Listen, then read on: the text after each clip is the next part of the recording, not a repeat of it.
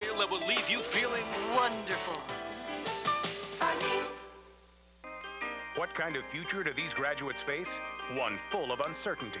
This is the worst I've seen in 32 years of education that I've been involved in. Today's young workforce has to battle the recession and break into a job market that's shrinking day by day. I feel like maybe I won't get a good job, you know, because there's a lot of people out there. What can they do to turn their hard-earned diplomas into dollars? Amalia Beretta reports The Class of '92 on News Center 5, tonight at 6. It's the love affair of the season, say the critics. Would you give me a lift to Dublin? You'd never get rid of me. The New York Times calls the Playboys enchanting. There's magic in it, says Rolling Stone. She's spoken for. She said nothing to me about it. There's great heat between Aidan Quinn and Robin Wright, raves Newsweek. From the writer of My Left Foot, Albert Finney, Aidan Quinn, and Robin Wright.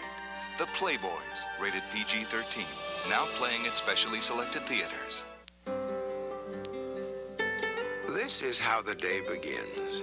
Sunshine, the good taste of Smuckers, and surprisingly, this good news. Less than 20 calories in a teaspoon, and jams are naturally fat-free.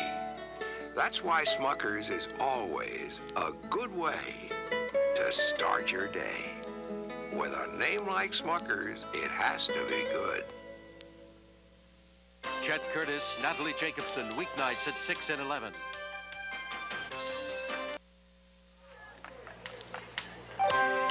A look in the morning mist at the rough and tumble seaport that goes back more than 3 centuries. One of the towns at the heart of New England's fishing tradition. There, a trawler that came in just this morning with a load of monkfish. And we spend our morning with the fishing fleet, as Good Morning America's Great New England Bus Tour has come to Gloucester, Massachusetts.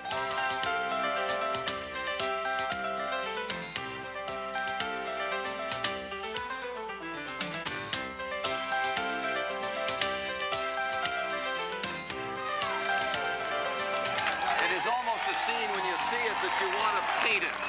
This is a town that is full of the sights and the sounds of the sea. Good morning, everyone. I'm Charles Gibson. And I'm Joan London. It is Wednesday. It is May 13th. We've got a great crew here this morning that have joined us. And we're tucked away in a little place that's called the Felicia Pier. We are only 31 miles northeast from Boston, but it seems like you're a million miles away from big city life. This is the Carol Ann right behind us. It's a trawler. These guys just came in from 7 days out at sea. And we're going to be talking about the problems of the fishing fleet and the situation, the modern day situation with the sea that is around this area. But this is also a town that is full of history. It is a revolutionary town, the site of one of the great memorable revolutionary naval battles. This town also lays claim to the first prize taken by George Washington's colonial navy. And Spencer Christian this morning is in another town just to the south of us, also very full of Revolutionary War history. He's in Concord, Massachusetts, at the site of the old North Bridge. Spence? That's right, Charlie, standing right on the famous North Bridge here in Concord, where the American Revolution actually began. This is where the famous shot heard around the world was fired, and we are going to take you back in time and recreate a little bit of colonial history for you, and we'll take a look at today's weather as well, coming up in this half hour. Joan and Charlie? All right, thanks very much, Spencer. We're also going to be talking about an issue that is as up-to-date as this morning's paper here in Gloucester. There is great debate in this town as to whether or not there ought to be limits on the amount of catch that the fishing trawlers can bring in. They're trying to repopulate the fishing stocks by limiting the amount that is caught, but that may put some fishermen out of business. Big debate about that, and we're going to be discussing it in this half hour. We'll also find out what life is like here in Gloucester from the citizens themselves. Then we'll take you along for a ride. We will relive our bus trip from Portland, Maine yesterday, right on in here to Gloucester, Massachusetts. Right now, though, we'll take a trip back down to New York, where Mike Schneider has the news for us. Hi, Mike. Hi, Joan and Charlie. Good morning, everybody. We have never seen anything quite like this, except in the movies. 3 astronauts will be stepping out of the space shuttle today and try to rescue that stranded satellite. The astronaut Pierre Thuot has tried and failed to latch onto the satellite. He tried on Sunday and again on Monday, but he just couldn't catch it on his own. So that forced NASA to improvise, to do some experimenting back here on Earth in some water tanks down at the Space Center. And the astronauts now have been ordered, 3 of them, to take history's first 3-way spacewalk. Joining us live this morning from the Satellite Mission Control now is John Hampton, the Executive Vice President of Intelsat, the company that owns and controls the satellite. Mr. Hampton, how optimistic are you this morning that they're going to be able to pull it off this time? Well, I am very optimistic. We've got a superbly professional team in the team of NASA astronauts that we've got there, and I think they've learned a lot in the last couple of attempts over recent days, so I'm optimistic we're going to be successful. Mr. Hampton, explain to me a little bit about the satellite's own maneuverability. Obviously, you have some jets or rockets on the satellite that allow it to be maneuvered. What's to prevent you from basically steering this thing back into the shuttle's cargo bay? Well, I think there's a lot of safety issues related to that.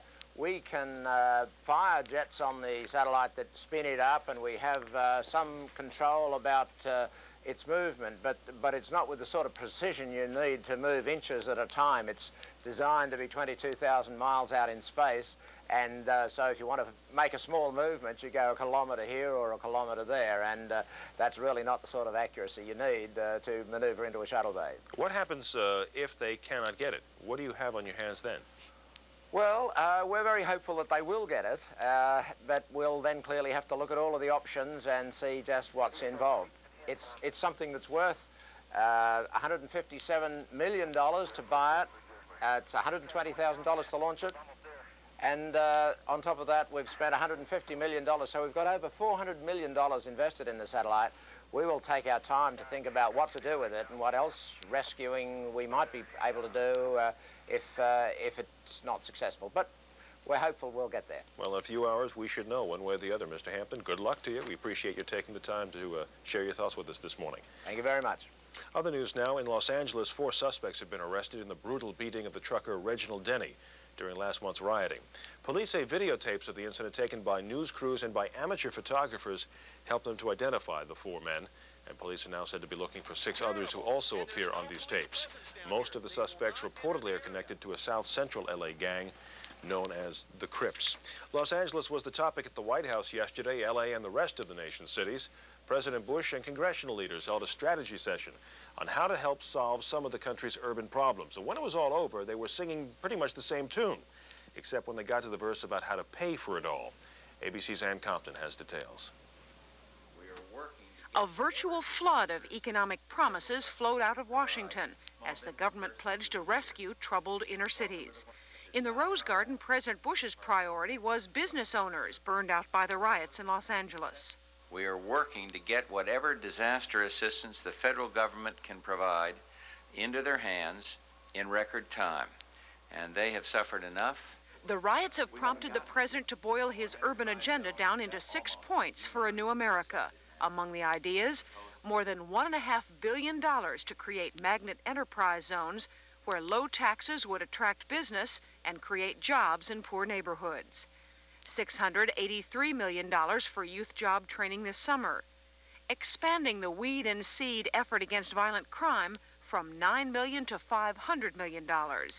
New welfare rules to let families keep saving accounts up to $10,000 until they get off welfare rolls.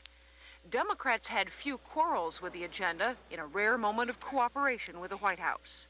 This is a time when both sides of the aisle must rise above partisan politics in the interest of this country. I'm very encouraged as a result of this meeting today. The Democrats said to pay for it all, wealthy Americans should pay higher taxes, but President Bush flatly rejected that. There are good intentions on both sides to get an emergency package for Los Angeles on its way quickly. But when it comes to fundamental reforms in this election year, those may have to wait quite a while. Ann Compton, ABC News, the White House. Overseas this morning, Israeli warplanes attacking a number of Arab guerrilla bases in southern Lebanon today. The planes targeted bases of the pro-Iranian Hezbollah after guerrillas fired rockets into the area of southern Lebanon, which Israel considers to be its security zone. There are no reports that anyone was wounded in either attack. Back in this country, in Arizona, federal agents raided 5 casinos on Indian reservations and seized hundreds of gambling machines. There are new federal rules which say reservations may not keep those machines unless they negotiate agreements with the various state governments. The Indians are very angry. They say the casinos supply badly needed jobs, and they say the agents have no right to shut them down. We were first American, and they have no right to come in our reservation and do this. They took our land. Now they want to take everything we have. I want them to leave us alone. The Indians did manage to stop trucks from removing the machines at one location. Arizona's Governor Fife Symington has now declared a 10-day cooling-off period in this dispute. That is the news till now. Time to head back to Gloucester, Massachusetts, and I believe the Old Spice guy. Oh, I'm sorry, that's Charlie Gibson is standing by. Without any shaving lotion on today. Good morning, Mike. It's 8 minutes now after the hour. It's interesting, these finger piers along the wharf here in Gloucester are all privately owned. This one happens to be owned by some brothers, the Frontiero brothers. They call themselves the FBI, Frontiero Brothers Incorporated. But the fishermen who come in here actually rent the space along these piers from the private owners of the docks. As we mentioned a little earlier, Spencer is to the south of here in Concord. He has the weather for the morning. Spencer?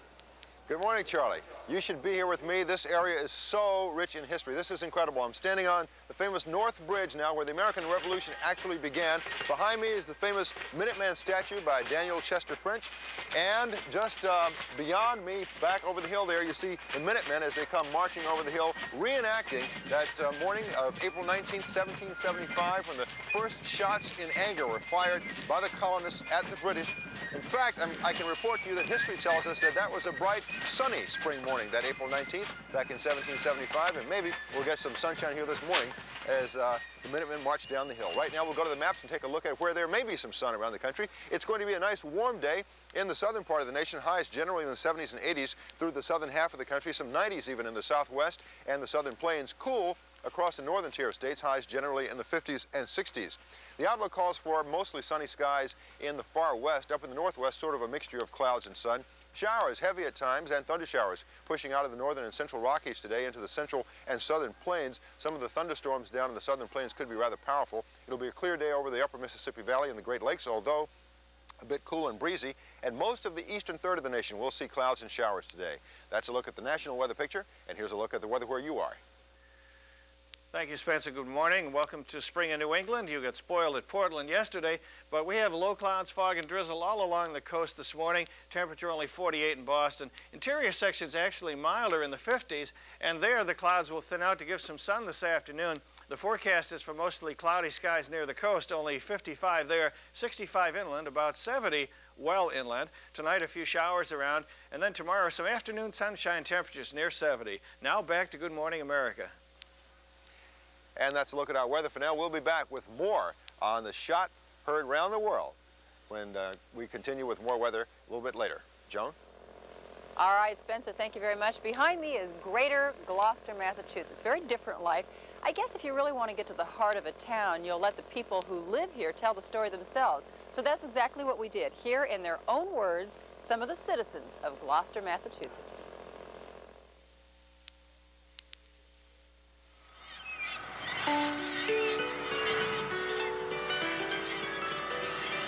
Gloucester, in spite of its great age, which is 370 years, but perhaps partly because of it, is still a small town. And it's still in basically a sort of a small fishing village, which has been our livelihood here ever since it was settled in 1623. So fishing is at the base of Gloucester. It's at the base of Gloucester's character. It's the base of the way the people look at the world, and it's the spirit of the people in Gloucester. You see it in the great saga of Howard Blackburn. Blackburn in the 1880s, when he was out fishing, got caught in a blizzard. He froze his hands. He was able to row his small boat back to the coast of Newfoundland over 65 miles of open ocean, and he survived. It was his survival that made him such, I think, a legendary figure, because 10,000 men of Gloucester over 350 years didn't survive and were lost at sea. Gloucester has its problems, a declining fishing industry, drug addiction, and an expensive new sewage system. But its 25,000 residents, a fascinating blend of Italians, Portuguese, old Yankees, and artists, love it all the more. Our family's been here since around 1932. My father came from Sicily, my mother came from Boston, the North End. We started our own grocery-type business. Over here, everybody you see knows everyone. There's always a hello, morning, come in and see you. How's your family? How's your uncle? How's your wife? There's sort of a cohesiveness in this town, that people just sort of do things together. There's a helpfulness, and the communities all seem to get along very well together. It's like an island, and there's a lot of very interesting people here. There's a lot of writers, poets, painters. It's by itself but close to Boston at the same time, and just a really beautiful place. Simple. It's really simple. Gloucester's art colony is the oldest in the country. It's the quality of light here that brings the artist here originally. Nothing really has changed in 100 years. The fishing isn't quite what it used to be, but the fishing hangs on, and what attracted these people to Gloucester, that spirit hangs on in spite of everything that's going wrong with the world today. That's why we love the place.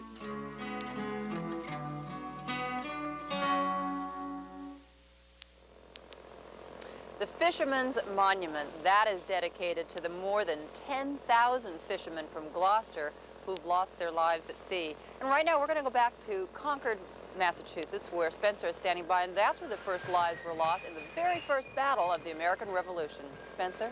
That is right, Joan. The famous shot heard around the world fired right here at Northbridge in Concord on April 19th, 1775. And joining me now is Steve Olson, who's the captain of the Concord Minutemen. Good to have you with us this morning.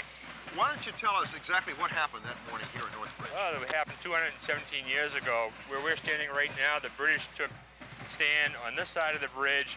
On the opposite side of the bridge, a gathering of 300 to 400 Minutemen and militia groups from surrounding towns came.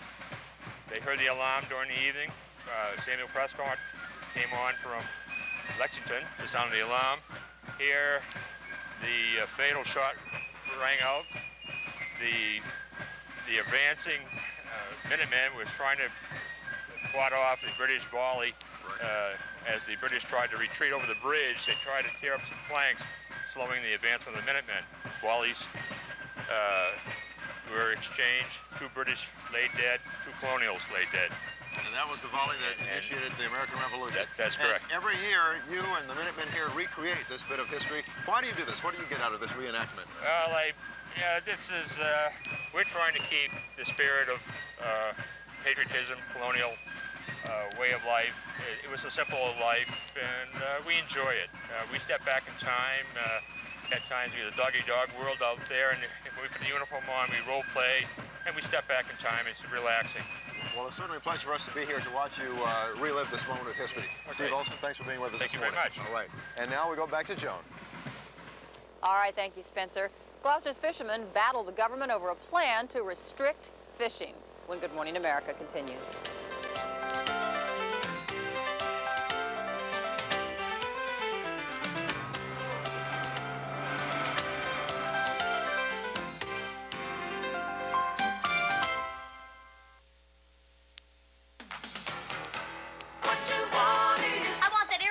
Big Mac taste in a size that fits my appetite. What you get? Meet Mac Jr. All that Big Mac taste you love with one. That's one all-beef patty. What you want is... How about a great price? How about 99 cents? What you get? But hurry, Mac Jr. is only available until June 4th. What you want is what you get. 99-cent Mac Jr. At McDonald's today. At Simms, when we say selection, we mean brand names, hundreds of them.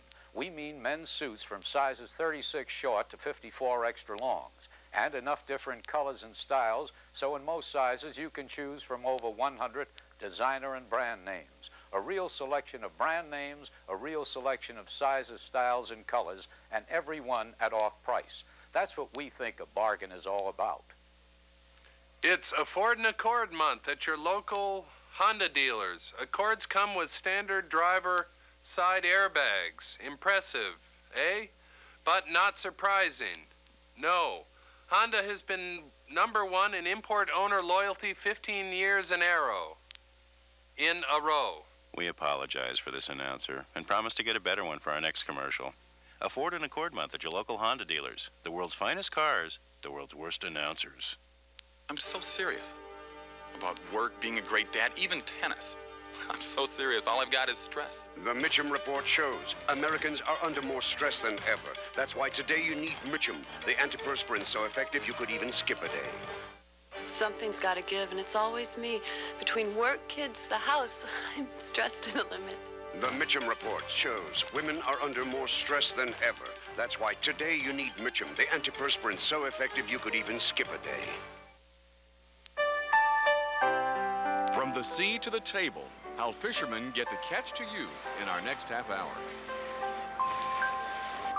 It is 18 past the hour now. Every town has an issue. The burning issue here in Gloucester really involves the fate of the fishing industry. Conservationists say there must be limits on how much fish can be taken from the sea. Without such limits, the argument goes, the fish population will be depleted and eventually may disappear. Fishermen argue, obviously, that such limits on their catch could eventually put them out of business. And the Gloucester fishermen present their case in a public hearing today to a fishery management council that could decide their fate. Joining us this morning is Joe Brancaleone. He is of the New England Fishery Management Council. Also with us is Joe Testaverde. He is a Gloucester fisherman. And let me start with you, Mr. Brancaleone, and ask you, how certain are you, and is the Management Council, that there needs to be limits? I see in the paper this morning that there's abundant catches coming in. Well, I think that's, the issue is well known not only to managers, but to the industry. Everyone knows and realizes there has to be some sort of management measures put into place because of the reduction. Actually, landings, what you see, there may be good year classes coming in, but if you come from this community such as I have, and Joe has, that years ago there were 15, 20 processors around this harbor, and boats stacked up 3 or 4 deep, 5 deep, waiting to unload their catch, coming in after 5 or 6 days, 80,000, 90,000 pounds of fish. And today they're coming in after 11, 12 days, sometimes 18, 20, 25,000 pounds of fish. What fish are getting fished out? Codfish and haddock and yellowtail. That's what mainly our plan that we're proposing, and which is on the table before the city of Gloucester today, is it addresses. And you have a plan on the table, at least over a period of time, will cut the allowable catch in half. That's right. We have a 5-year rebuilding program scheduled, and it's for 5 years for cod and yellowtail, and a 10-year rebuilding schedule for haddock. Does that put you out of business?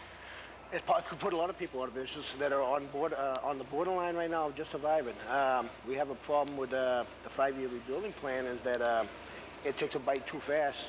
We're looking at maybe spreading the plan around over a much longer period of time, or at different rates, so that, because what we haven't seen was from the plan from the council is a real good social and economical impact study done yet. We don't know what it's going to do to the society, to the communities like Gloucester and up and down the coast. Do I hear you saying then, we know there's depletion of the fish population out there. We know it has to rebuild. We're just arguing over how you space out the cutting of the catch that's allowed, in effect. Yeah, well, what we're saying is that, no, we're willing, fishermen are willing to go with a plan to bring back stocks. I mean, we are going to fish for the future. I'm not looking to fish for just one more year. I want to fish for my son or my daughters or whoever for the future. We are conservation minded.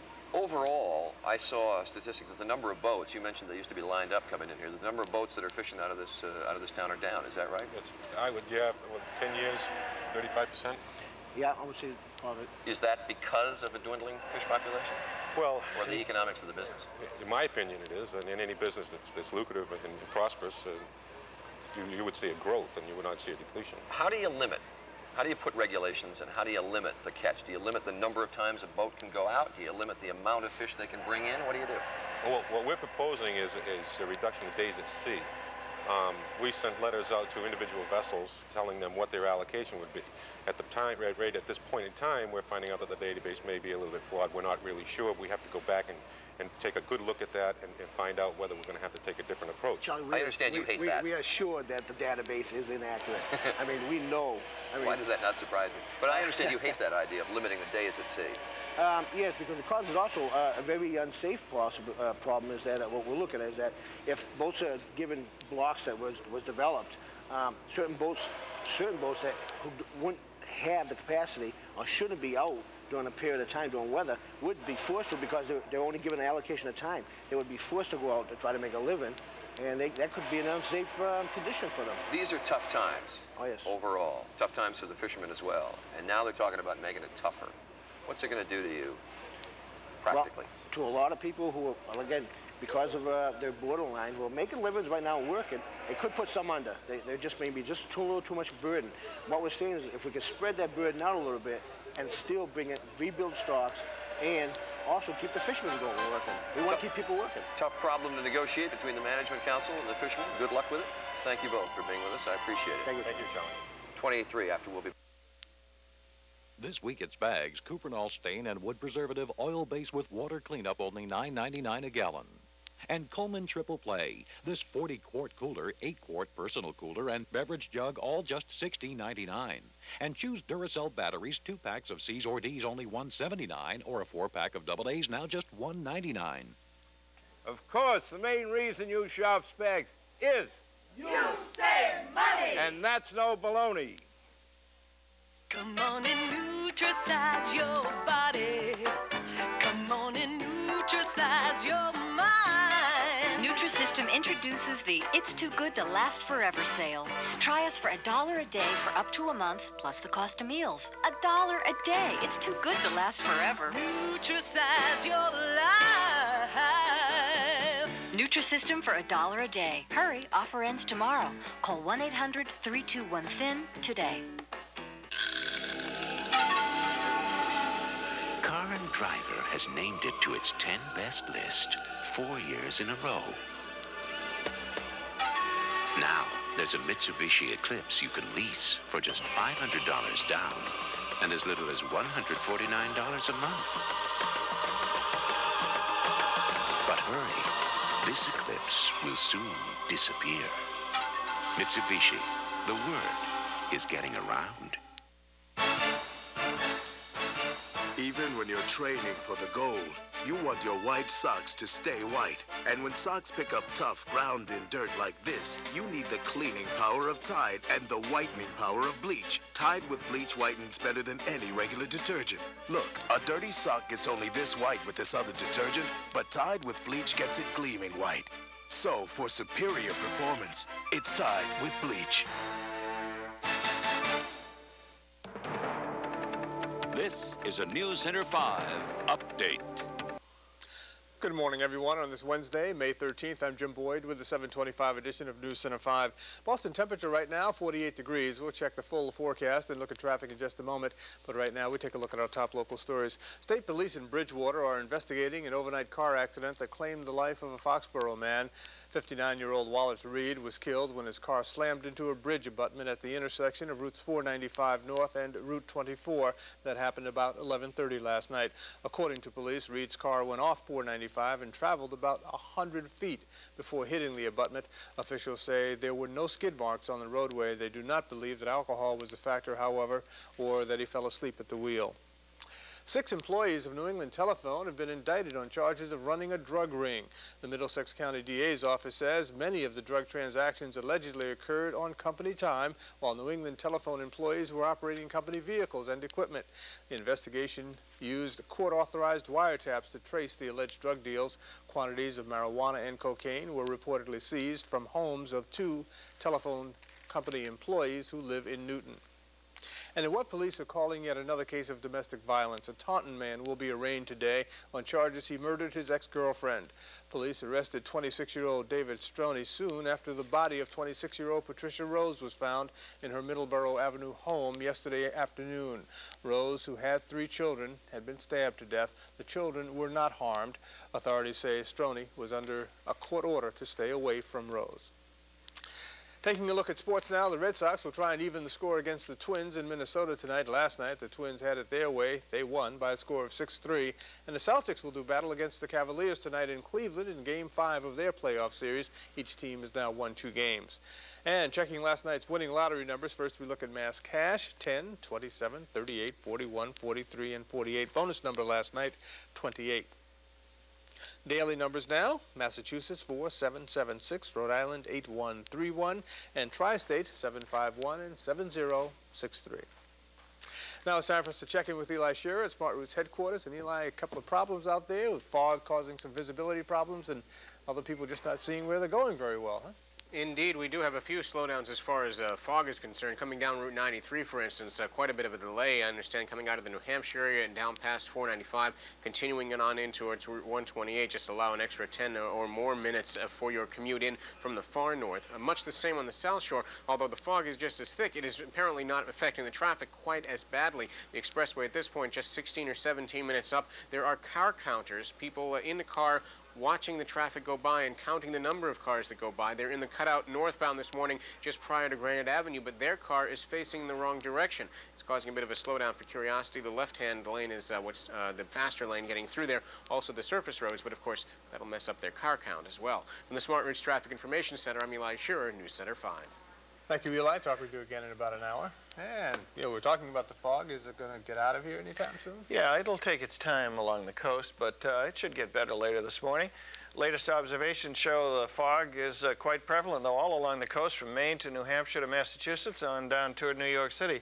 Some drizzle spotted around here and there in New York, at Providence, South Weymouth on the North Shore, quite a bit of drizzle.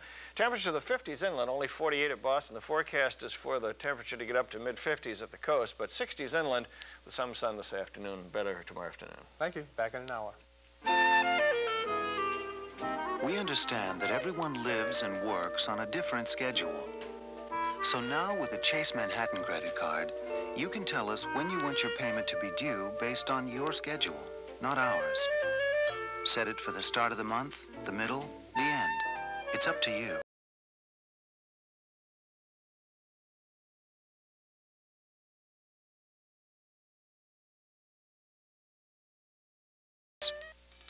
Seems everyone wants you to carry their calling card. But if you want a card to make any local or long-distance call from Pittsfield to Paris, a card with no complicated access codes, a card with your familiar home or business phone number, then only one card cuts it. The New England Telephone Calling Card. It's the only card you need. We're the one for you, New England. New England Telephone, part of the 9X family. Weight Watchers would like to see you try our new quick control menus every day of the week. And after a few weeks, there'll be a lot less of you to see. Call Weight Watchers today and join for only $12. Chronicle, it's everything New England. Weeknights at 7:30.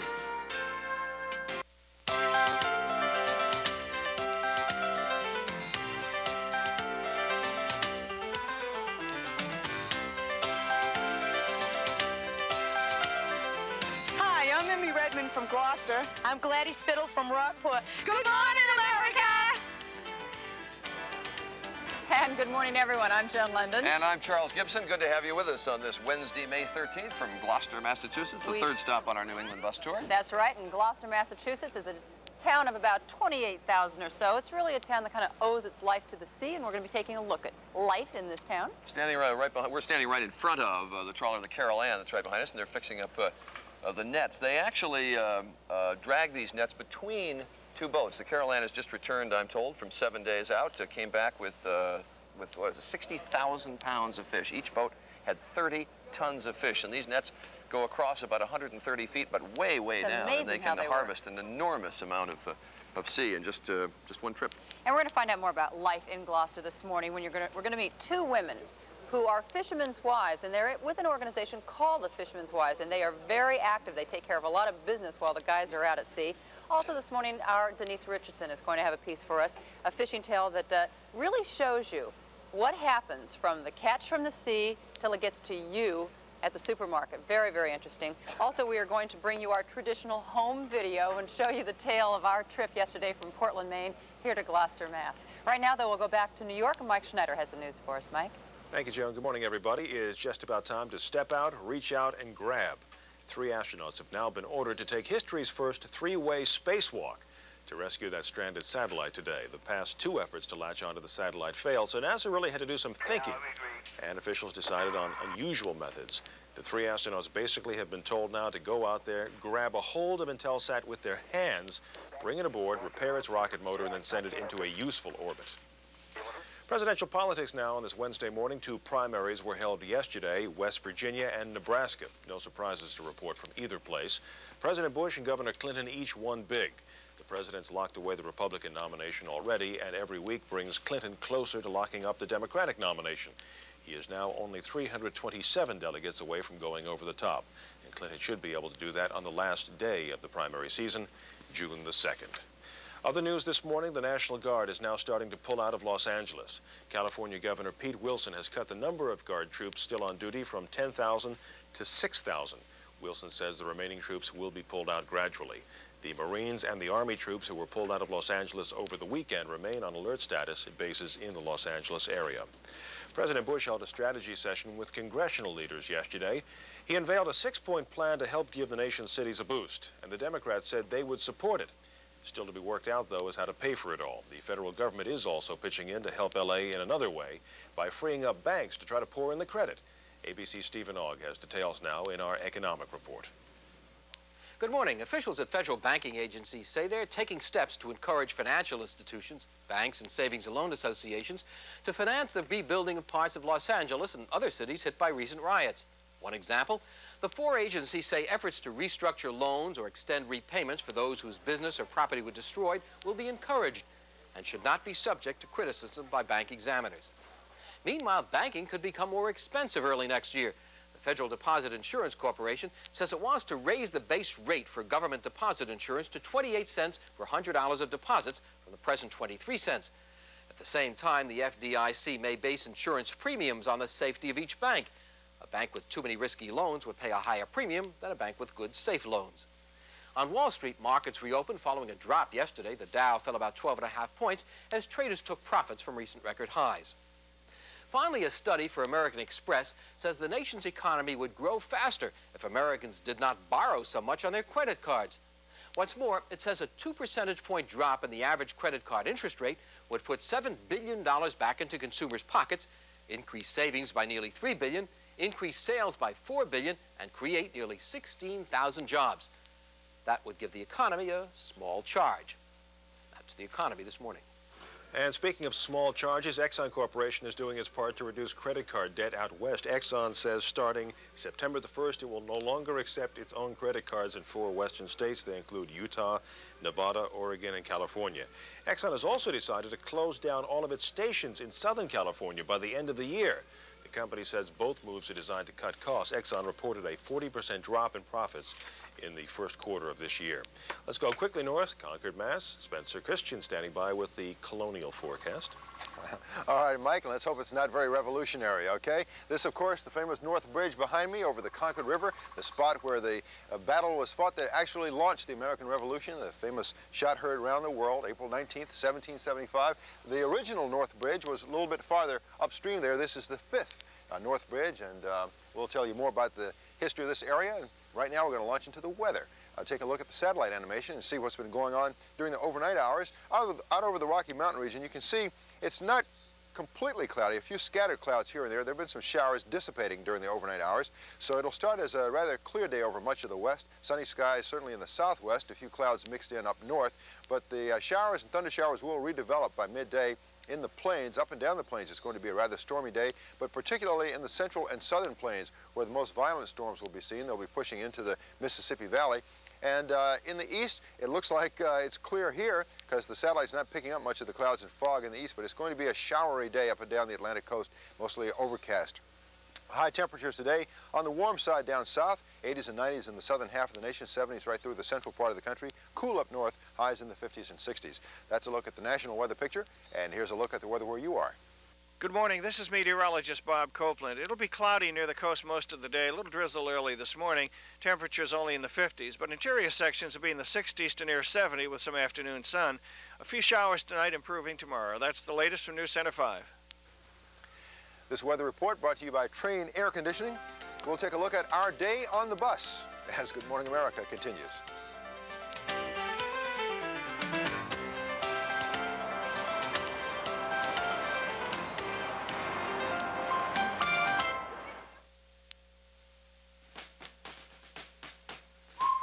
The legendary Train Climatough compressor, stout heart of Train air conditioners. In a test like this, engineers have been pushing a Train compressor to its limits, trying to make it fail.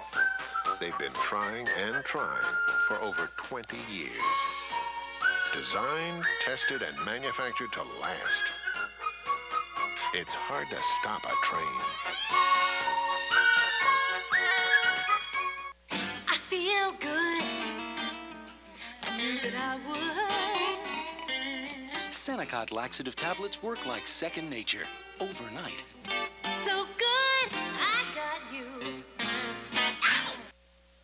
Hey, Hey, something really special is going on at Ace, and you can find out all about it right here in your newspaper. Ace Best Buys and all kinds of great stuff at terrific prices.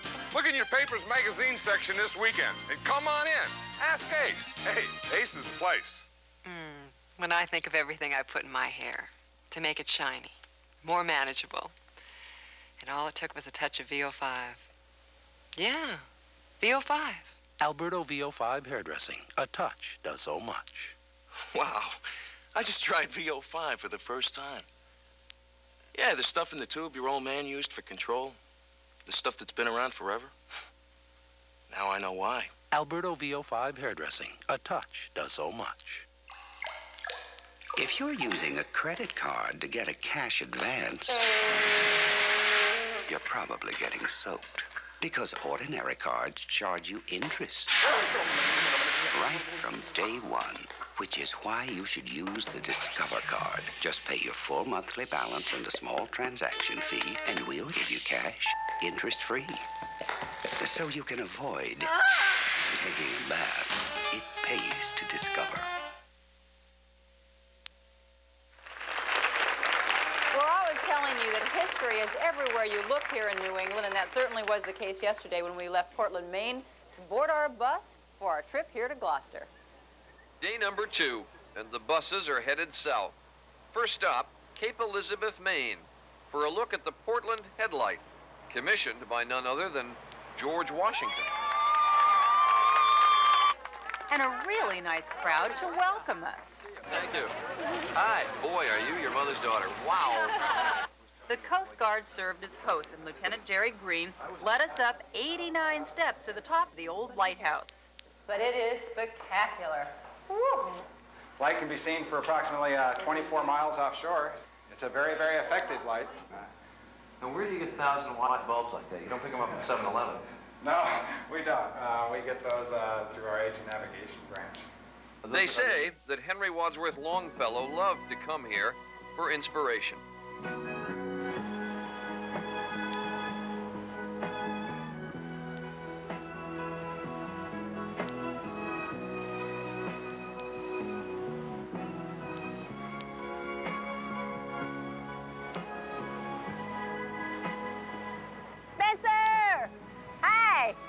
You gotta come up here. It's great. You really should. It's such a beautiful, beautiful scene. Do you have a problem with heights? All right, well, come on up. I do. Oh, really? Down below, Petty Officer Stu Eck took Spencer to the whistle room. And we're showing about 4 miles of visibility. And if it gets down to 1 nautical mile visibility, it turns the foghorn on. Not exactly foghorn weather, but Spencer wanted to play, as if he needed any lessons in tooting his own horn. Here, what you want to do is just pull it down to the manual position. Okay. That was our cue to hit the road, and again, it was back roads all the way. Pretty countryside, the kind that brings you back. Next stop, Rockport, Mass, a tiny fishing village that has attracted artists from around the world. And there we found one of the most painted, photographed, and visited lobster shacks around. The artists call it motif #1. And Spencer decided he too would commit it to canvas. Oh, okay. Yeah. That's right. I see. Artist John Caggiano was there to help. Oh, gosh. Spencer's work was less than inspired, and Joan couldn't help herself. She assumed the brush. Okay, now what is over here? Those are the houses in the background, Those are some of the houses that will... It's amazing. Some green for your tree. She has taken an absolute disaster of a start and turned it into something with form and symmetry, color. Painting done? Am I good or what? On to Gloucester. And voila, here is my masterpiece. It's not sold yet, but I am taking bids. Coming up next, where does a fish go after it's caught? We'll have that answer when Good Morning America continues right after this from Coldwell Banker.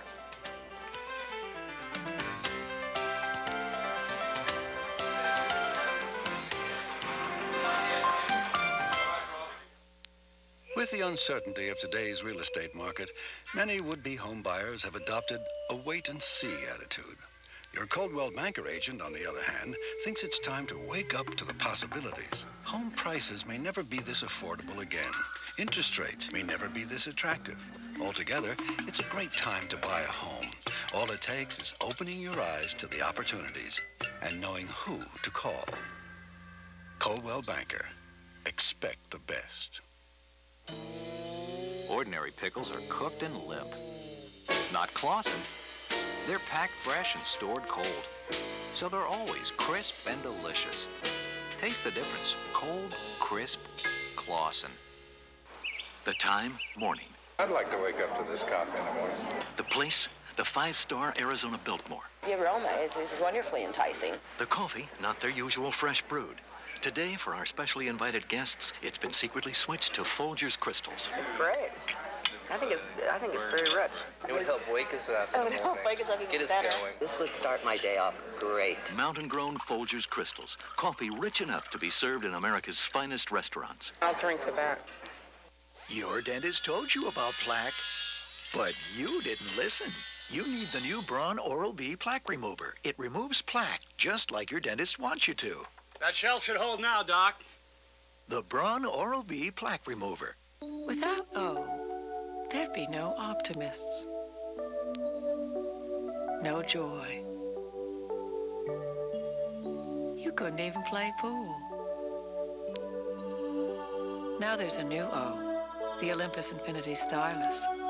It's so smart, so serious, yet so small that you'll never again say to yourself, oh, I wish I had my camera. Olympus. Never miss another O. It is now 16 minutes before 8 o'clock, and I am on the deck of the Ensa Rosa, which is part of the fishing fleet here in Gloucester. Boats like this one, it turns out, are just the first link in what is a rather long chain before what you hope will be fresh fish gets into your home. Our Denise Richardson this morning is going to follow the food chain, trace the trail, as fish go from sea to market. From the ocean to the market, health-conscious Americans are buying fish in record amounts, 15.5 pounds per person a year at last count. But where does that fish come from before it arrives on your plate? We'd all like to believe straight from a boat. But in reality, it could pass through as many as 5 different owners before you get it. And all along the way, it's a race against time to keep it fresh. It starts here, of course, in the ocean. 60% of the fish we eat comes from foreign waters. Large amounts of American fish are landed off the coasts of Alaska and in the Gulf of Mexico. Historically, one of the richest sources of ground fish, such as cod, haddock, and flounder, is here in George's Bank, about 150 miles off the coast of Gloucester. But it's getting fished out, and if the federal government's plan to rebuild the stocks goes through, it would inhibit fishing in New England by 50% over 5 years. Not much fish, cousin. Not much fish. Things are bleak. Fishermen like Peter Parisi, who are already struggling, worry this will destroy their way of life. I think if they left it the way it is right now, we'd get by. We'd stay alive. But if they keep doing what they're doing, there won't be any of us left. And there ain't that many of us anyway. But for those who are left, prices on the day's catch are set at fish auctions, such as this one in Boston. Afterwards, the best buyers check the docks to see what they're getting. That's where the boys are separated from the men, because in the dock, you are now looking at the quality of the fish. If the quality is not there, you don't take it. So, does even a bad fish get sold? Absolutely. As a matter of fact, when we refuse fish from good friends of ours, they always say to us, I don't care, I don't throw anything away, which is true. There's always a market for fish if it's usable. It's what happens to this fish when it leaves these docks that has the greatest impact on the quality of what ends up on your plate. The processors keep it cool while it's washed, filleted, skinned, and candled to check for parasites. Unlike this processor, there are some who dip fresh fish in preservatives to further prolong its normal shelf life of 14 days. But the best way to keep it fresh is the simplest. Keep it cool. Most of the problem with fish, the only real control you have with fish after it leaves the boat is to ensure that you don't introduce viruses or bacteria, and then let the product get warm to allow those bacteria and viruses to grow. From there, it's shipped around the country through as many as 3 middlemen, sometimes with no apparent geographic logic. It is conceivable for a fish to be caught in Florida, be shipped to Boston, and then go back to Florida, and a diner in Florida is going to enjoy that at one of the fine restaurants in Florida. How much would you need? Enough for 2 people. It's possible for a fish caught yesterday to be on the shelves today, But Consumer Reports found that many retailers weren't handling fish properly to ward off bacteria. So ultimately, how can you tell it's fresh? Whatever happened the old-fashioned way? If it doesn't smell good, if it doesn't look good, if it doesn't taste good, you don't eat it. Ready? Even if the fish is handled properly along the way from ocean to plate, still, it's only as good as the waters it comes from. It's clear that it is difficult to take clean and healthy product from a coastal environment that is neither clean nor healthy. Thanks very much, Denise. Always interesting to follow that trail as something gets into your own home. 12 minutes now before the hour. When we come back, the fishermen are at sea and their wives are at home. The lives for fishermen's wives when Good Morning America continues.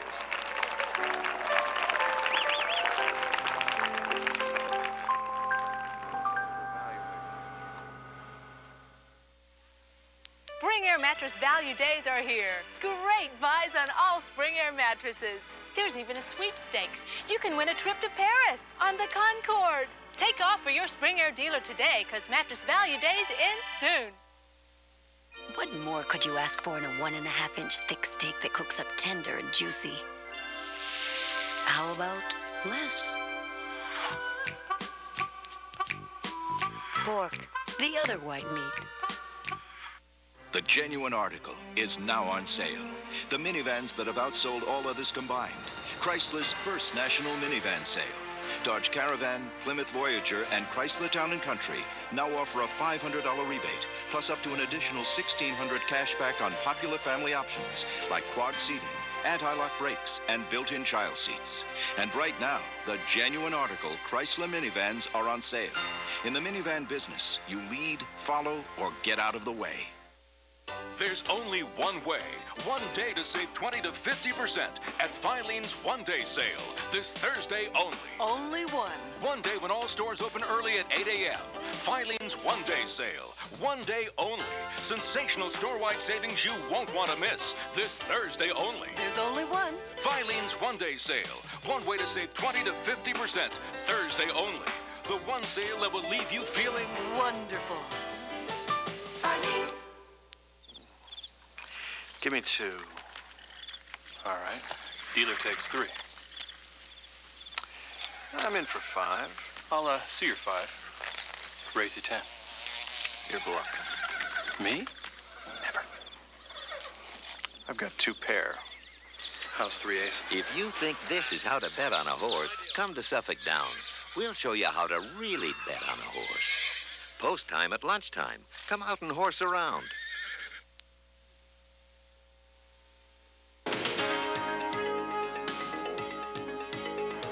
Hi, I'm Science Editor Michael Gillen. Coming up, I'm taking you out to the middle of the Atlantic Ocean to give you a close-up look at the whales of New England.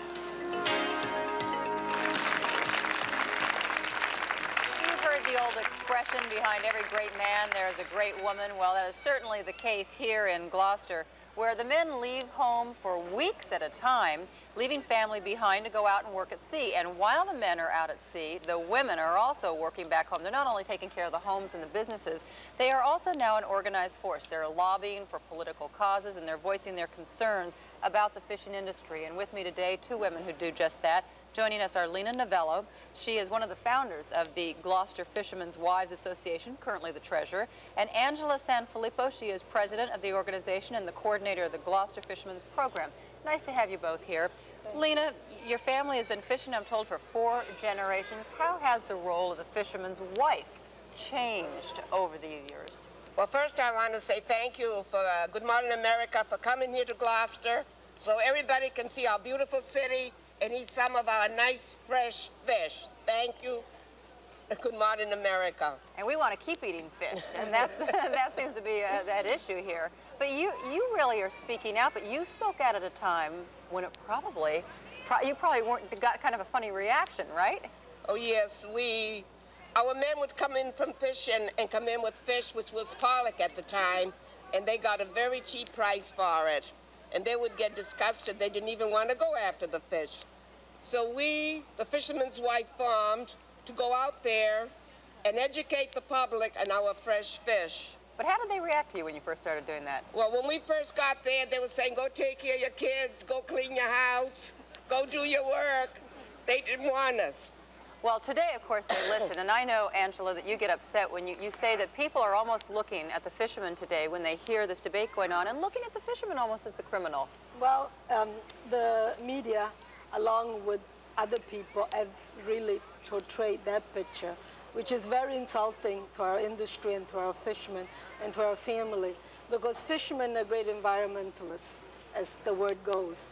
We have fought hard to protect the ocean for many years, from oil drilling, sand and gravel mining, tire reef, all kinds of things. You know, they want to use the ocean for other purpose. And you've told me not only have you fought pollution of the seas, but also fishing from outside sources. Yes, when the Fisherman's Wife organized, which I was not, that year at 69, I was graduating from Gloucester High School, they organized for the purpose of passing the 200-mile limit. Our president, vice president at that time, she went and testified at Senate hearing to promote, you know, the 200-mile limit and let the foreign go back. So you feel probably that you've been trying to fight a lot of these things that have been causing the fish population to dwindle for years. And now you feel like you have to kind of make up for it yourselves with your guys being limited? Yes, you know, we feel, we understand, you know, that there has to be conservation, and we support that. And we have given proposal, and we have gone to meeting for 15 years. There is many ways of doing that, though. Lena, you have children. Some of them have not gone into this industry because you said you didn't want them to continue on. After 4 generations, you didn't want them to be fishermen? Seen the life of my father and my brothers as a child growing up, I said to myself, I'm never going to marry a fisherman. I don't want no part of the fishing industry because it was so hard. There was no safety.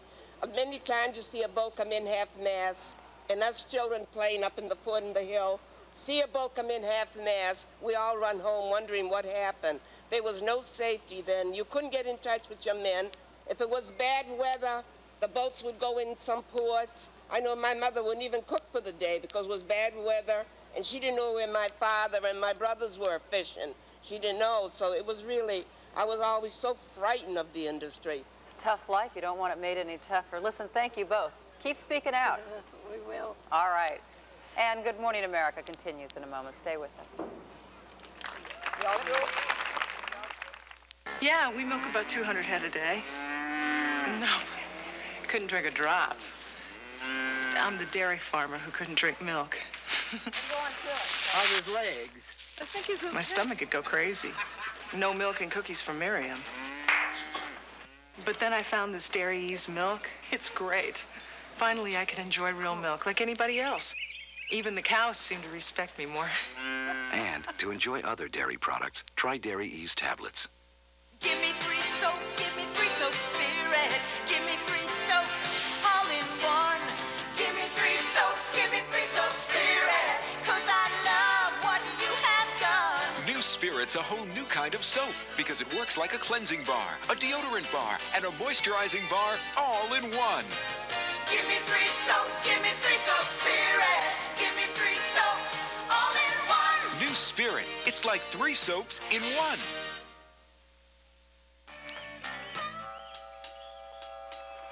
All God's creatures get constipated. It's only natural. And most of them solve it naturally, without chemicals. Now humans can too, with Per Diem, a 100% natural laxative that works just as fast as all the chemical ones. It's as natural as, well, being constipated. No elbows on the gate. Remember when eating was simple? Calories. Who cared? Salt? Too skinny, Grandma. Hey, no problem. Pop, pass the butter, please. Cholesterol. Who knew? Yeah, it does. Well, eating can be simple again with a healthier, lean cuisine. Stouffer's gives it the taste you remember, but with less fat and salt. Somebody give me a meatball. Stouffer's lean cuisine. Taste you can love for life.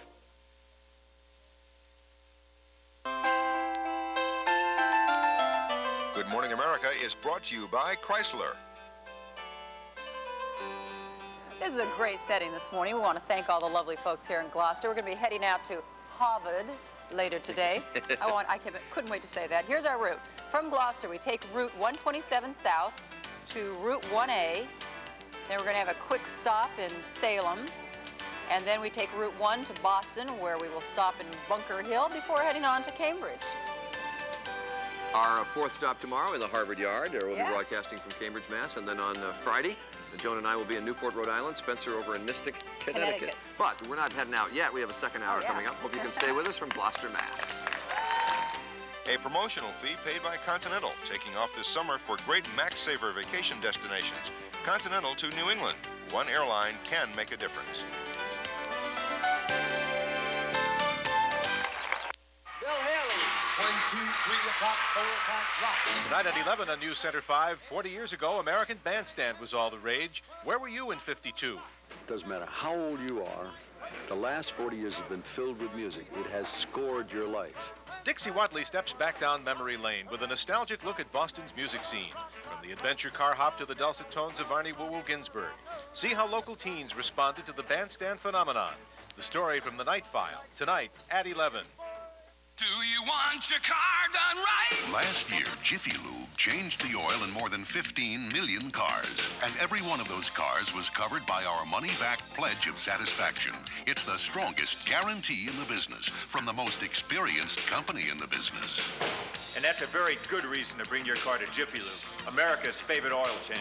We got experience. Jiffy Lube. Get Jiffy Lube's power drain system, just $7.99. When secretaries sleep with their bosses, is it love, corporate climbing, or risky business? On the next Donahue. Today at 4. Now from Channel 5, the latest news around the clock. Good morning, everyone. I'm Jim Boyd. 15 people have been indicted and charged with dealing drugs. Authorities say 6 are employees of New England Telephone Company and were dealing the drugs from 2 private homes in Newton. The Middlesex DA says company cars were often used in those transactions, which took place several times on company time. In sports, the Red Sox lost to Minnesota last night, and the Celtics are getting ready to play Game 5 against the Cavaliers in Cleveland tonight. Anchors away at Annapolis tonight, 7:30.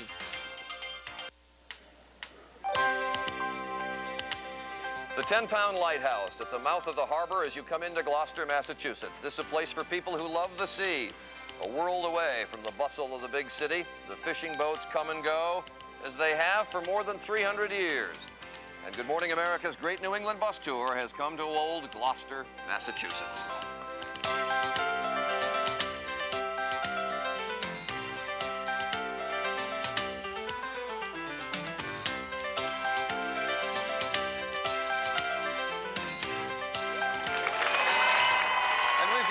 Pretty morning here on the, whoa, the boats are letting us know they're here.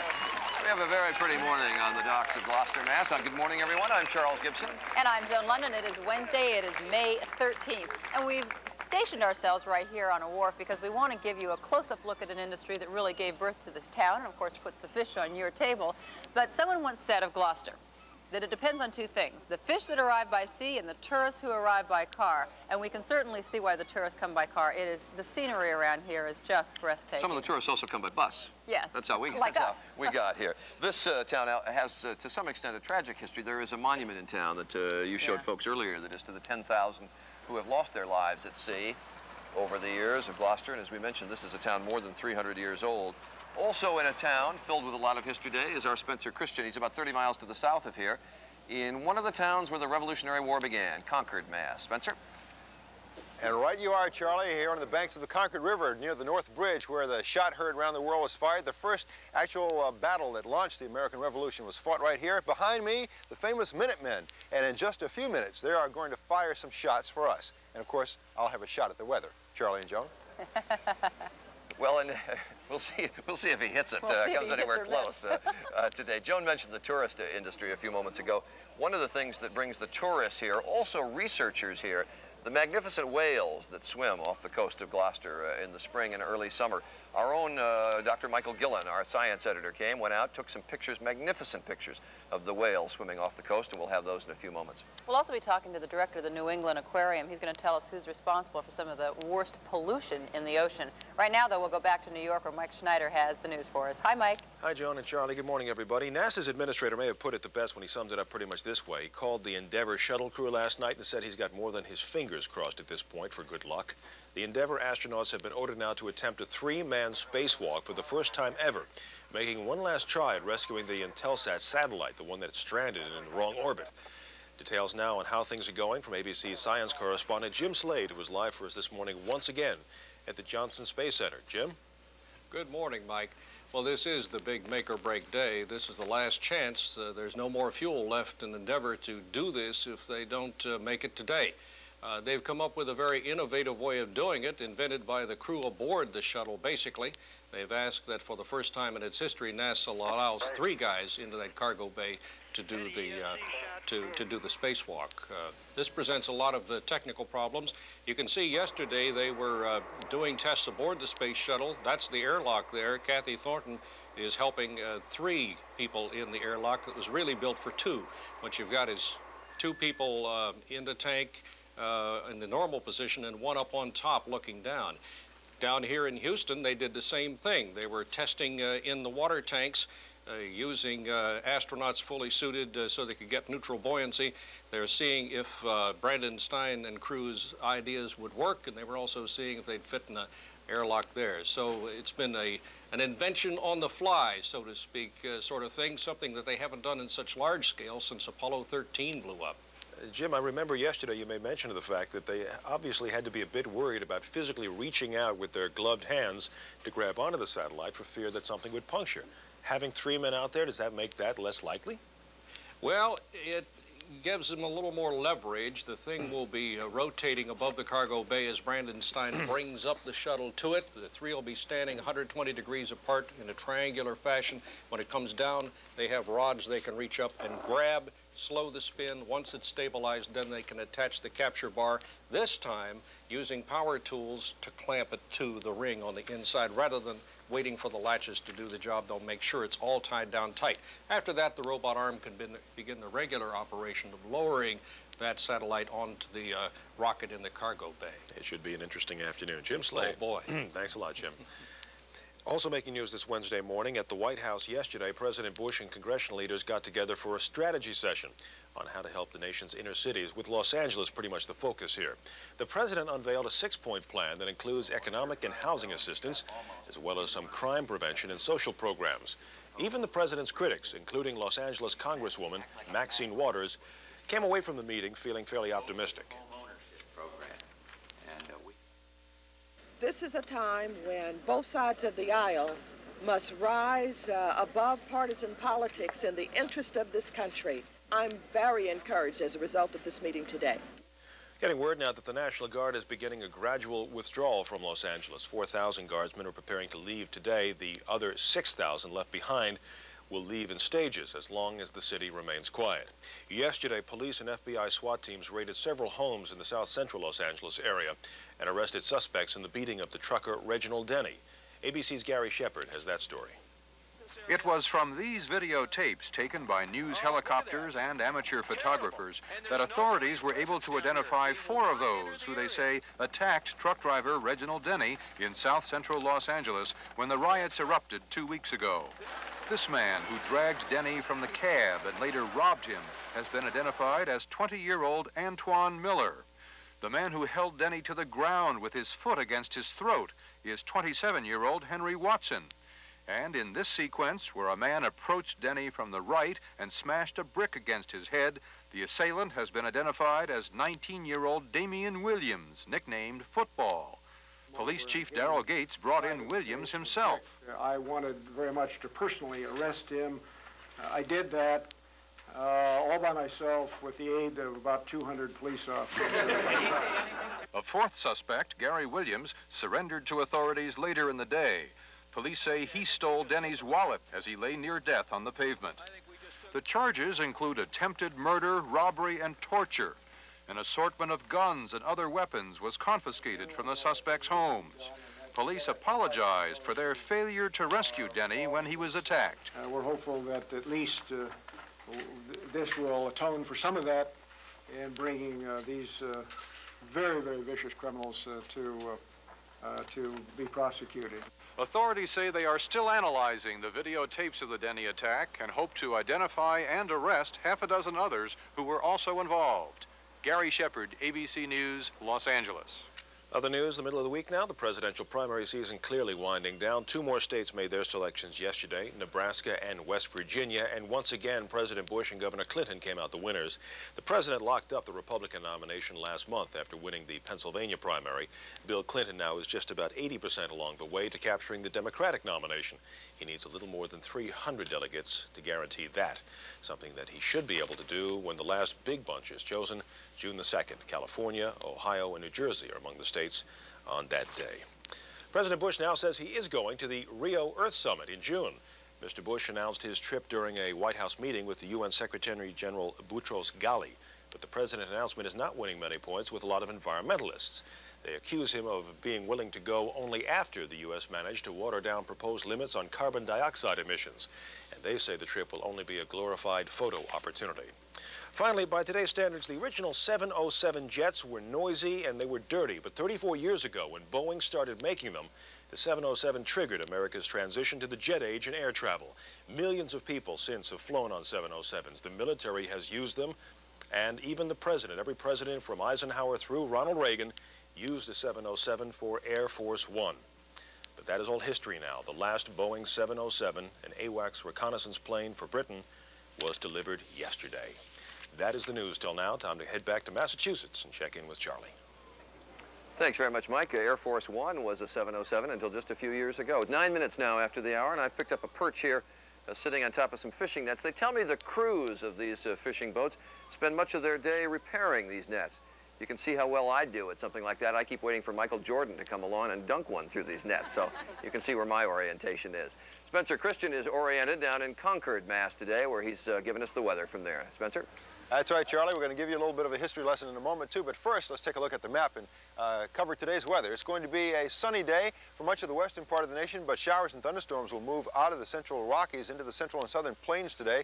The northern plains, upper Mississippi Valley, and Great Lakes will see sunny skies under rather cool temperatures, a little breezy up there, too, in the upper Midwest. And it's going to be mostly overcast and dreary in the east with showers up and down much of the Atlantic coast and farther inland as well, back to the Ohio and Tennessee valleys. That's a look at the national weather picture, and here's a look at the weather where you are. Thank you, Spencer. Good morning. You can still see the circulation offshore that has spread some clouds back up into New England. Little drizzle and fog along the coast, but well inland, still a lot of sunshine before front west of us comes in. Late temperatures show it's warmer inland, 50s there, but only 40s near the shore with the wind off the water. Still some drizzle around. The forecast calling for mostly cloudy skies near the coast, 55 there, 65 inland, but near 70 while inland with afternoon sun. A few showers tonight, improving weather tomorrow, near 70. Now, back to Good Morning America. Some Minutemen behind me with their muskets. Now, I might point out that these muskets back in colonial times didn't use the kinds of bullets we know today. They used spherical balls of lead. And if you're wondering how accurate they were, well, about 2 to 3 yards either side of whatever you were aiming at. Thus, the expression, you couldn't hit the broadside of a barn. Now, I'm going to back out of the way here and let the Minutemen take it away and demonstrate what they do with their muskets. Concord Company, make ready. Present. Fire! And I gotta tell you, I'm getting a real bang out of this segment. More fun than I've had all week.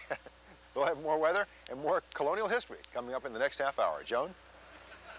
All right, thank you, Spencer. Ahoy from the Carol Ann. I'm inside now. I'm in the captain's seat. We're in real trouble now. But all around me is all kinds of electrical, navigational, radar kind of equipment to make things safer for the guys when they're out at sea. We also, though, need to make it safer for the whales, because New England is just is heaven for whale watchers. However, ever since the days of the great whale hunts, which of course were immortalized in Herman Melville's classic Moby Dick, their existence really has been threatened. So our science editor, Michael Gillen, reports now on what's being done to study and to try to protect the whales. Whales are big animals. This baby humpback weighs a ton. Its mother, 30 tons. And here in New England, whales have always had big problems. When the Pilgrims landed on Plymouth Rock, the very first animal they killed was a North American right whale. Traditionally, whales have loved New England because the water here is chock full of food they love to eat, especially small bait fish like sand eel and herring. But mainly because of the whaling industry and now water pollution, the number of whales is down to less than 10%. of what it was 200 years ago. In general, humans have been terrible to whales. They've decimated their stocks, but now the relationship is changing a little bit. Now humans are starting to care more about whales. Whale researchers are starting to find out more about whales and to work much more on what whales need and what they're doing. Mason Weinrich is executive director of the Cetacean Research Unit, based in the famous fishing town of Gloucester. Cetacean is the scientific name for whales, dolphins, and other sea mammals.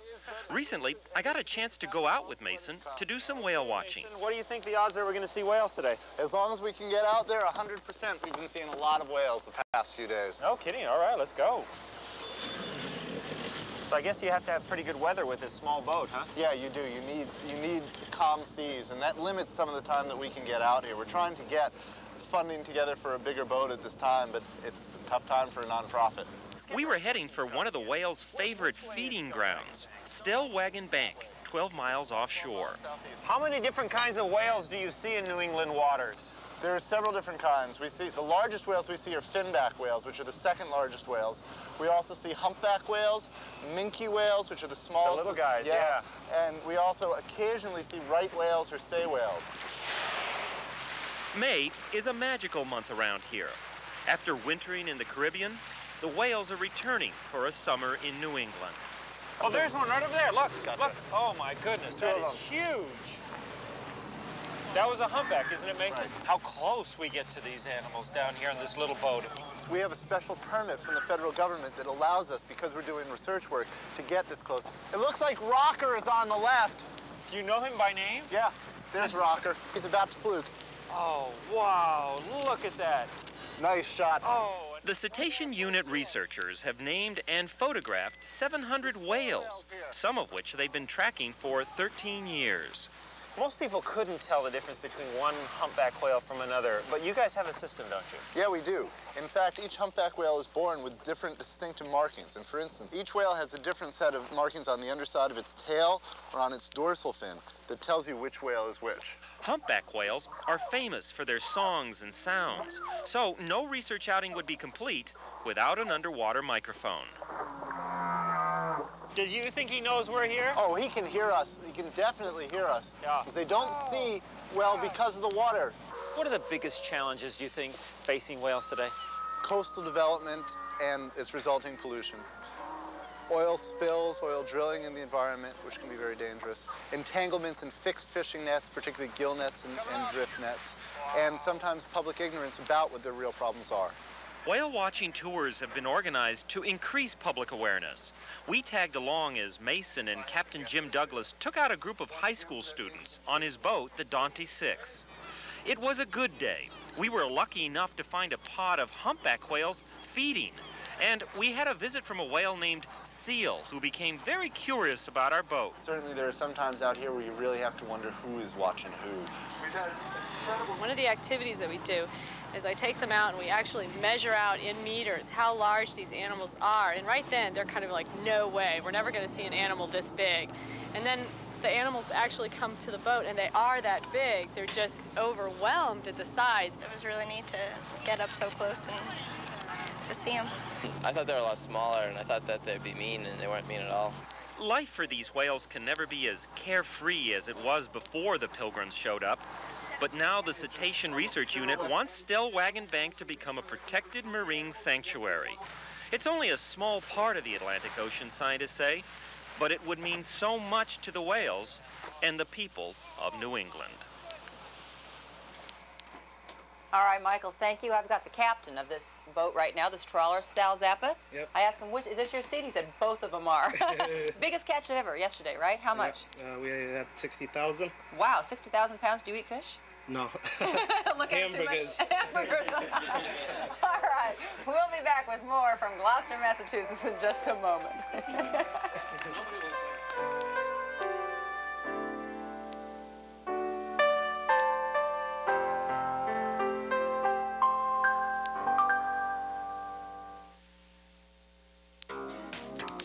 At the Bostonian Hotel, your room comes with a view of the entire city. Enjoy the best of Boston from Boston's best hotel. Weekend rates start at just $99. For reservations, call 617-523-3600. Nonsense. That's what some car makers offer when they compare themselves to the all-new Toyota Camry. They don't tell you that their cars are smaller, with no standard airbag, not even a real spare tire.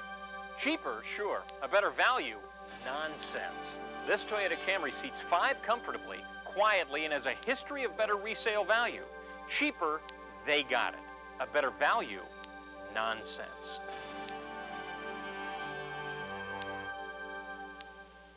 Well, I'm Bill the Tile. I'm Shirley City. And we're from Tile City. Hello, we're Tile City. If you like our loud, silly commercials, watch the left side of the screen. If not, here are 5 important things about Tile City. Ceramic floor tiles, 66 cents each. Target soft tread sheet vinyl, $6.79 a square yard. We guarantee installation for a year or install it yourself, and we'll loan you free tools. And we'll buy back the tile you don't use. So visit any of our 17 stores. Now back to the silliness.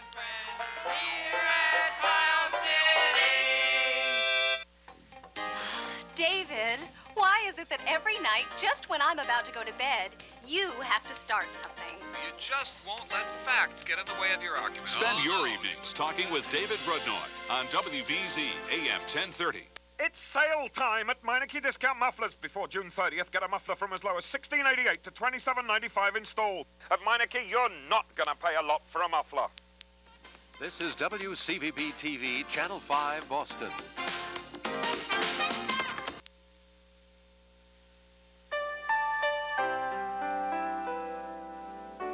19 past the hour, pretty shot there on the docks of Gloucester. Gloucester, indeed the entire New England coast, depends upon the sea for the fishing industry, for the tourists, and pollution really endangers both. Joining us now to talk about the pollution in this area is John Prescott. He is marine biologist, director of the New England Aquarium in Boston, Massachusetts. Real pleasure to have you here. Well, thank you. What is the real pollution problem and how bad is it? The real pollution problem, I think we all have to basically admit, is people, our slow developing technology, and our need to dump it into the sea. I think what we have to make sure we do is put the cleanest waste that we can make into the sea, not follow the practices of the past. You're talking about effluent that's coming into Effluents, to the sea and human waste Yeah, that's going well, there's more than just effluents and human waste. There's a lot of other dumping. We have to think about the human waste going into this wonderful bay where you were looking at a whale being equal to a river. It's a river equal to the Charles. So that man-made river is causing problems, but I think we also have to recognize that things are being done to fix it. Well, I would have said, if you'd asked a normal person, I think most of them would have said the big problem is sewage dumping and is chemical remains that are being dumped in the waters, but you didn't mention that. There are chemicals going into the water all the time, but you know, they go in that common sewer system. We don't have separate sewer systems, so let's put them together. And I think we're making some progress getting some of the chemicals out of the sewer system with point source, but that river of waste is a problem. The road goes on. This area, I think, became rather fixed in people's minds because of that 1988 political commercial about Boston Harbor and the overall situation. How bad is it? Do people need to worry about fish that come out of here? Do they need to worry about the general condition and long-term life of these waters? We have to worry a lot about the long-term life of the oceans here. And Boston Harbor was the dirtiest harbor in the world. I think it is cleaning up. In fact, since 1988, we can measure a difference in Boston Harbor, but we're still a long way from making it livable and the fish edible. There are some fish problems. So you're not saying these waters are endangered, but you're saying there's always the danger that they can become so. Oh yes, they're becoming endangered. I think if we want to think about a bay, it isn't just pollution. It isn't just overfishing. We have to look at a grander scheme. There's so many people on Earth today that as we put things into the ocean, we don't know what's happening. We don't know the effect. We don't monitor. We don't predict. And this bay, with Cape Cod and Massachusetts Bay, is a national treasure. How do you attack the problem, John? Is it government money that has to go into better treatment of waste that go into the waters, or is it individuals who have to do something? We all own a piece of the problem.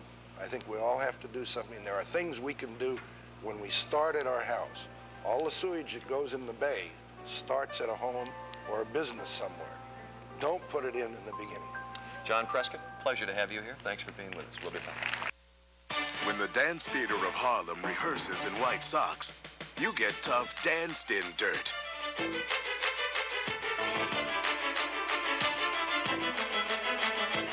And when socks get this dirty, you need the cleaning power of Tide and the whitening power of bleach. Tide with bleach whitens better than any regular detergent. Look, a dirty sock is only this white with this other detergent, but Tide with bleach gets it gleaming white. Tide with bleach, a superior performer. There's nothing like it in the world. That feeling of being part of one big, happy family. You know, I guess that's what appeals to me most about the Chevy Family Lumina. Now you can drive it for less, thanks to Chevy Smart Lease. And that should make a lot of families who thought they couldn't afford a new car this year very, very happy. But only under one condition. No hugging. No hugging. No hugging. No. Get to a participating KFC today and enter to win a 1 year's lease on a 1992 Chevrolet Corvette. America loves its body. America loves its shine. America loves its scent. Loves it every time. America loves its flex. Millions of women in a shampoo and conditioner called Flex. Revlon Flex. For 20 years, the shampoo and conditioner millions of women love and use. And that means millions of kids, men, and families love Flex too. America loves its flex. It's the middle of the night. What are you doing here at Star Market? Well, it's one of the special sales, and I want to be first in line. Yes, you certainly are. Okay, let's move on. Don't miss Star Market's one-day meat sale, this Friday only. USDA choice London broiled steak, just $1.59 a pound. And fresh, tender, boneless chicken breast, only $1.99 a pound. Friday only at Star. Looks like you're second in line at Star Market. Whoa, dude, this isn't the line for the Battle of the Bands? No. This is a News Center 5 update. Good morning, everyone. On this Wednesday, May 13th, I'm Jim Boyd with the 825 edition of News Center 5.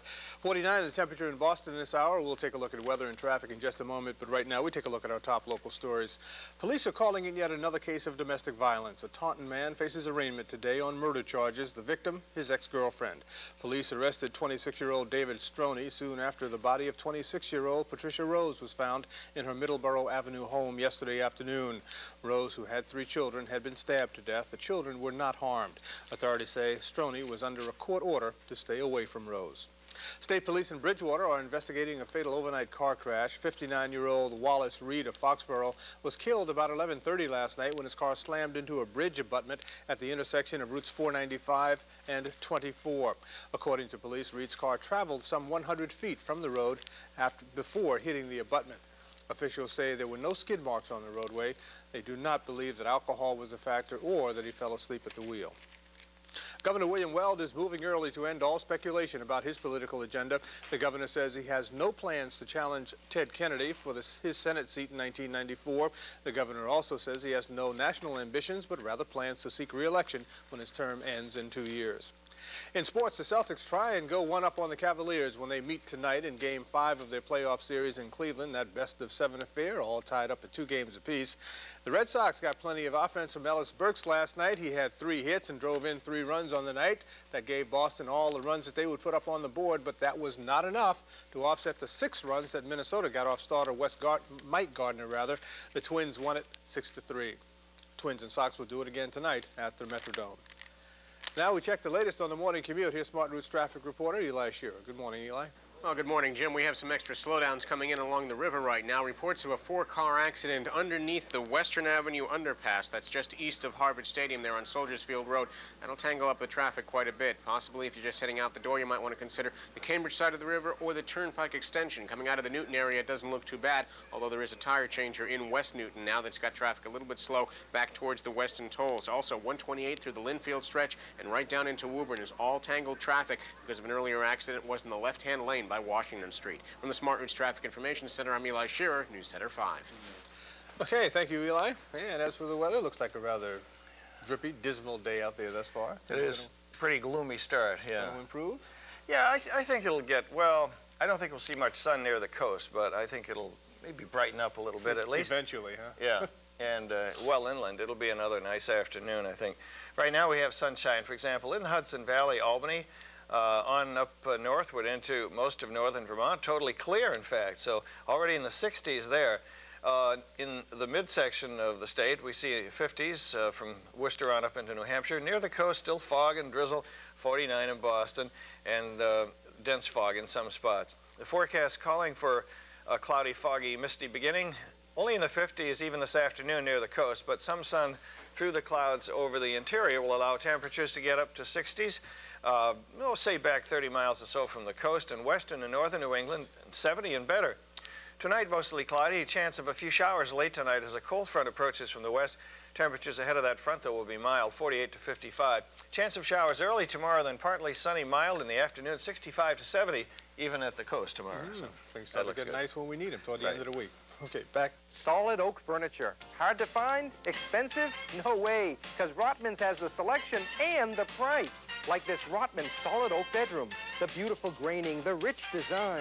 This solid oak bedroom, the headboard, triple dresser, mirror, and nightstand is a good value at $1,000. But it's now at Rotman's for $899. Just $899. Fantastic. Rotman's, New England's largest furniture and carpet store. Call 1-800-7-ROTMANS. Weight Watchers would like to see you try our new quick control menus every day of the week. And after a few weeks, there'll be a lot less of you to see. Call Weight Watchers today and join for only $12. Dick Clark for Wish 99.5. Finally, there's a station in Boston designed to make you feel good at work. Wish 99.5 FM. Wish plays soft favorites of yesterday and today. Songs by the artists you love. Barbra Streisand, Phil Collins, Whitney Houston. And Wish always plays 4 in a row with no talk. It's the one station everyone at work can agree on. So good you can listen all day long. Wish 99.5 FM. Chet Curtis, Natalie Jacobson, weeknights at 6 and 11.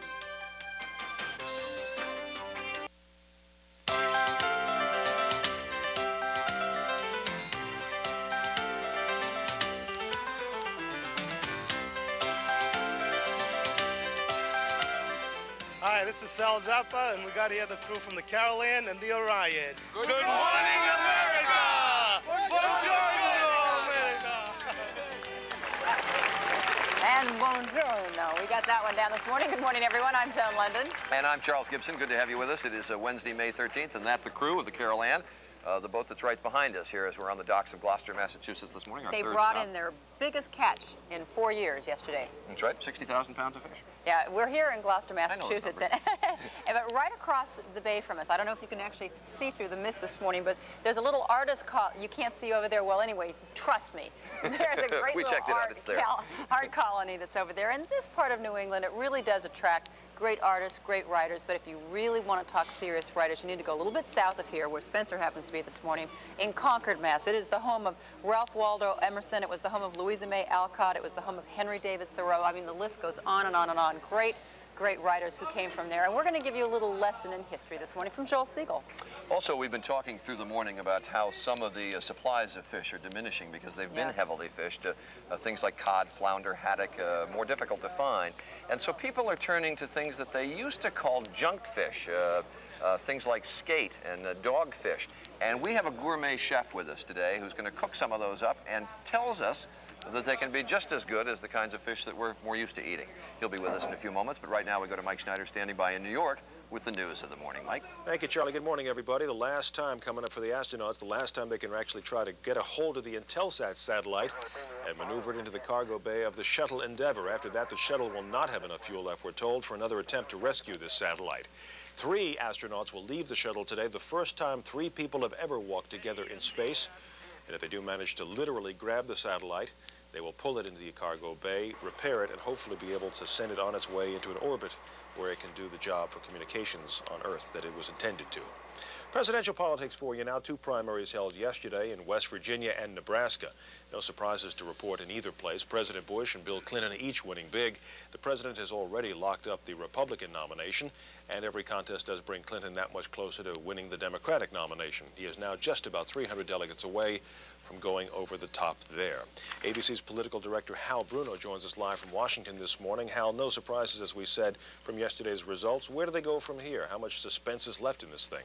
Well, really not much, Mike. It's a question of Clinton just simply bringing in some of those superdelegates who are still uncommitted, and we get to June 2nd. He could even lose California to Jerry Brown. It wouldn't make a slight bit of difference because he'll have more than he needs for the nomination. Still, it's the man on the outside who appears to be generating an awful lot of headlines these days, Mr. Perot. What's he up to? Well, he's doing a very smart thing right now. He's spent all of these months now having himself become known as a personality, and he's stirred tremendous interest. These polls are very amazing that he can come out of nowhere and all of a sudden be looked upon as a presidential contender. However, he's now at the point where he's got to start answering questions. He's got to define where he's going to stand on all of these very important issues. So he's taking time out to put all of that together. Usually, he's doing it the opposite, the way candidates usually do it. Most of the time, they have their platform and where they stand on the issues already before they become candidates. He became a candidate first. Now he's got to work out where he's going to be on the issues. We have spent some time talking about where Perot would apparently have the most support. I guess the question becomes at this point, who does he stand to hurt the most? In what states would he hurt Bush? In what states would he hurt Clinton? And ultimately, who would be the one most damaged? Well, you're very right in saying it on a state-by-state basis. That's exactly how his impact seems to be. Nationally, he takes equally from both sides, Republican and Democrat.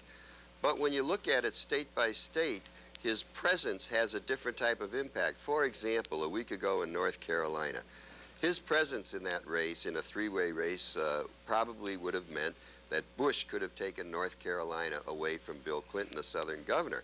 Then when you look at states like, say, California, Florida, there it looks as if Perot might be able to take more away from Bush and hurt Clinton. So the impact is different from state to state. But be careful. The situation in the spring is not necessarily what it's going to be in the fall. Well, we'll be checking back with you many times before we get down there to the fall. Al Bruno, thanks a lot. Appreciate it. Well, this may wind up being one of the strangest stories of the '92 campaign. Candidates are always on the lookout for new supporters, people who can help them out somewhere down the road. Former California Governor Jerry Brown said that he found a couple of people like that when he toured South Central L.A. after the riots. 2 men named TT and Loco. We're told they're members of a gang called the Mob Crew. Brown apparently liked them so much that he decided to take them out on a campaign swing through West Virginia and Nebraska. They said they had a good time, but it seems that neither one will be able to vote for Mr. Brown in next month's California primary. That's because they are both convicted felons and they're not eligible to vote. But we're told they did declare Jerry Brown to be an official homeboy. That's the news till now. Time to head back north to Spencer Christian. All right, Mike, down by the Concord River once again, joined this time by Dick Albert, the meteorologist at WCVB. It's hard to say. We call it Charlie Victor Baker. That's it. Our affiliate in Boston. Good to have you here, Dick. Well, good to be here, Spencer. Are we going to see the sun at all this morning? No. Oh, okay. That answers that, I guess. You know, we've had a tough spring. It's been a lousy spring. The wind's coming off the water. It's been drizzly and foggy, and that's the way it's going to be all day today. Unless I'm wrong. What a shame. There's a good chance that we could be wrong. Let's go to the maps and take a look at what it's going to be like for the next All right, let's do that. A little bit of a satellite view out west. Clouds breaking up over the Rockies and becoming mostly clear. But as you can see, there are some storms pushing into the east there, Dick. Yeah, it looks like there could be some storms, thunderstorms, Tennessee, Missouri area, and also to me it looks like the clouds are going to push some storms into Texas, Oklahoma. They could have some fierce storms, perhaps some warnings for thunderstorms or tornado watches may be out later on today in that part of the country. And it's going to be quite warm down there as well. High temperatures today will get up into the 90s in parts of southern Texas, despite the possibility of some thunderstorms. But what about the east? Well, I'll tell you, it's always warm in Texas. That's true. But the east, it's always cold in the spring. We are going to be actually in the 50s right along the coast in the northeast, 60s and 70s inland. It's going to depend on where you live. That's typical, and we may have a sprinkle or a shower, but nothing big. We can take it. We're hardy New England. Yes, we are. Of course, you and I are prepared. We wore our fancy sweaters just for this occasion of cool weather. That's a look at the national weather picture. Here's a look at the weather where you are. Good morning. This is meteorologist Bob Copeland. Cloudy and damp along the coast this morning. Highs today in the 50s near the shore, but 60s to 70 inland with some afternoon sun. A few showers tonight. Tomorrow, morning showers, afternoon sun near 70. That's the latest from News Center 5. Dick, I want to tell you a little bit about our travel schedule. Tell me if we're going to see any more sunshine in New England. We're leaving here today to go to Salem and then to Cambridge. Well, Salem, you're going to quickly, because we're all running out of time. Salem is sort of foggy and cloudy, and pretty much the same in Harvard Yard, I guess. What a shame. Good to have you here with us, Dick. Good to be here. Oh, thanks a lot. Okay. This weather report brought to you by Dove Beauty Bar, and in just a moment, the legacy of New England writers, when Good Morning America continues. It's just such gentle landscape and cornfields. Iowa's very nice. I miss it. So I have little cousins now who just think it's amazing that I live in New York. I figure if I have friends, I'll be fine anywhere. Tamara Pearson's held on to the things she knows are important, one of which is Dove. Dove contains 1/4 moisturizing cream. It won't dry your face like soap. Dove makes me feel like I have a very smooth, clean face when I'm finished using it. Nothing has been as good as Dove. There's lots of ways to have garlic. The Kwai difference is the consistency of garlic qualities of this easy-to-swallow tablet. There's no better way to have garlic than odor-free Kwai. Millions of Europeans have been taking Kwai odor-free garlic tablets for years. It's part of their daily diet. Kwai is odor-free and so easy to swallow. Kwai is available at quality drugstores, health and natural food stores, and general nutrition centers. Kwai, science and nature working for you. Why put up with glasses that just don't fit? LensCrafters has so many ways to fit your snug points, like snug fit pads that flex to comfortably hug your nose. LensCrafters, better fit for greater comfort in about an hour. With Klondike ice cream bars, you get big servings, big taste, big value. 5 fluid ounces of rich ice cream and a coating made with delicious milk chocolate. Serves 1. Klondike, big bar, big value. Come on and nutricize your body. Come on and nutricize your mind. Nutrisystem introduces the It's Too Good to Last Forever sale. Try us for $1 a day for up to a month, plus the cost of meals. $1 a day. It's too good to last forever. Nutricize your life. Nutrisystem for $1 a day. Hurry, offer ends tomorrow. Call 1-800-321-THIN today. It is now 20 minutes before 9, and we're going back to Concord, Massachusetts, where Spencer has been through the morning with the weather. We've talked about Concord's revolutionary tradition, but Concord also has as rich a literary tradition, I think, as any town in America. And with that story, from Concord, Joel Siegel. Good morning, Charlie. The shot heard around the world was fired here. William Emerson heard the shot.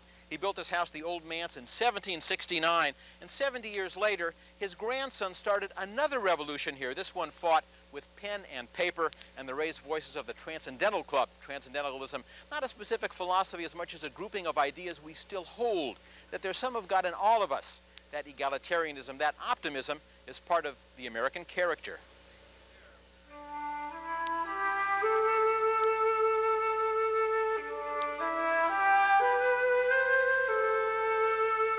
Ralph Waldo Emerson wrote his first book here at the Old Manse.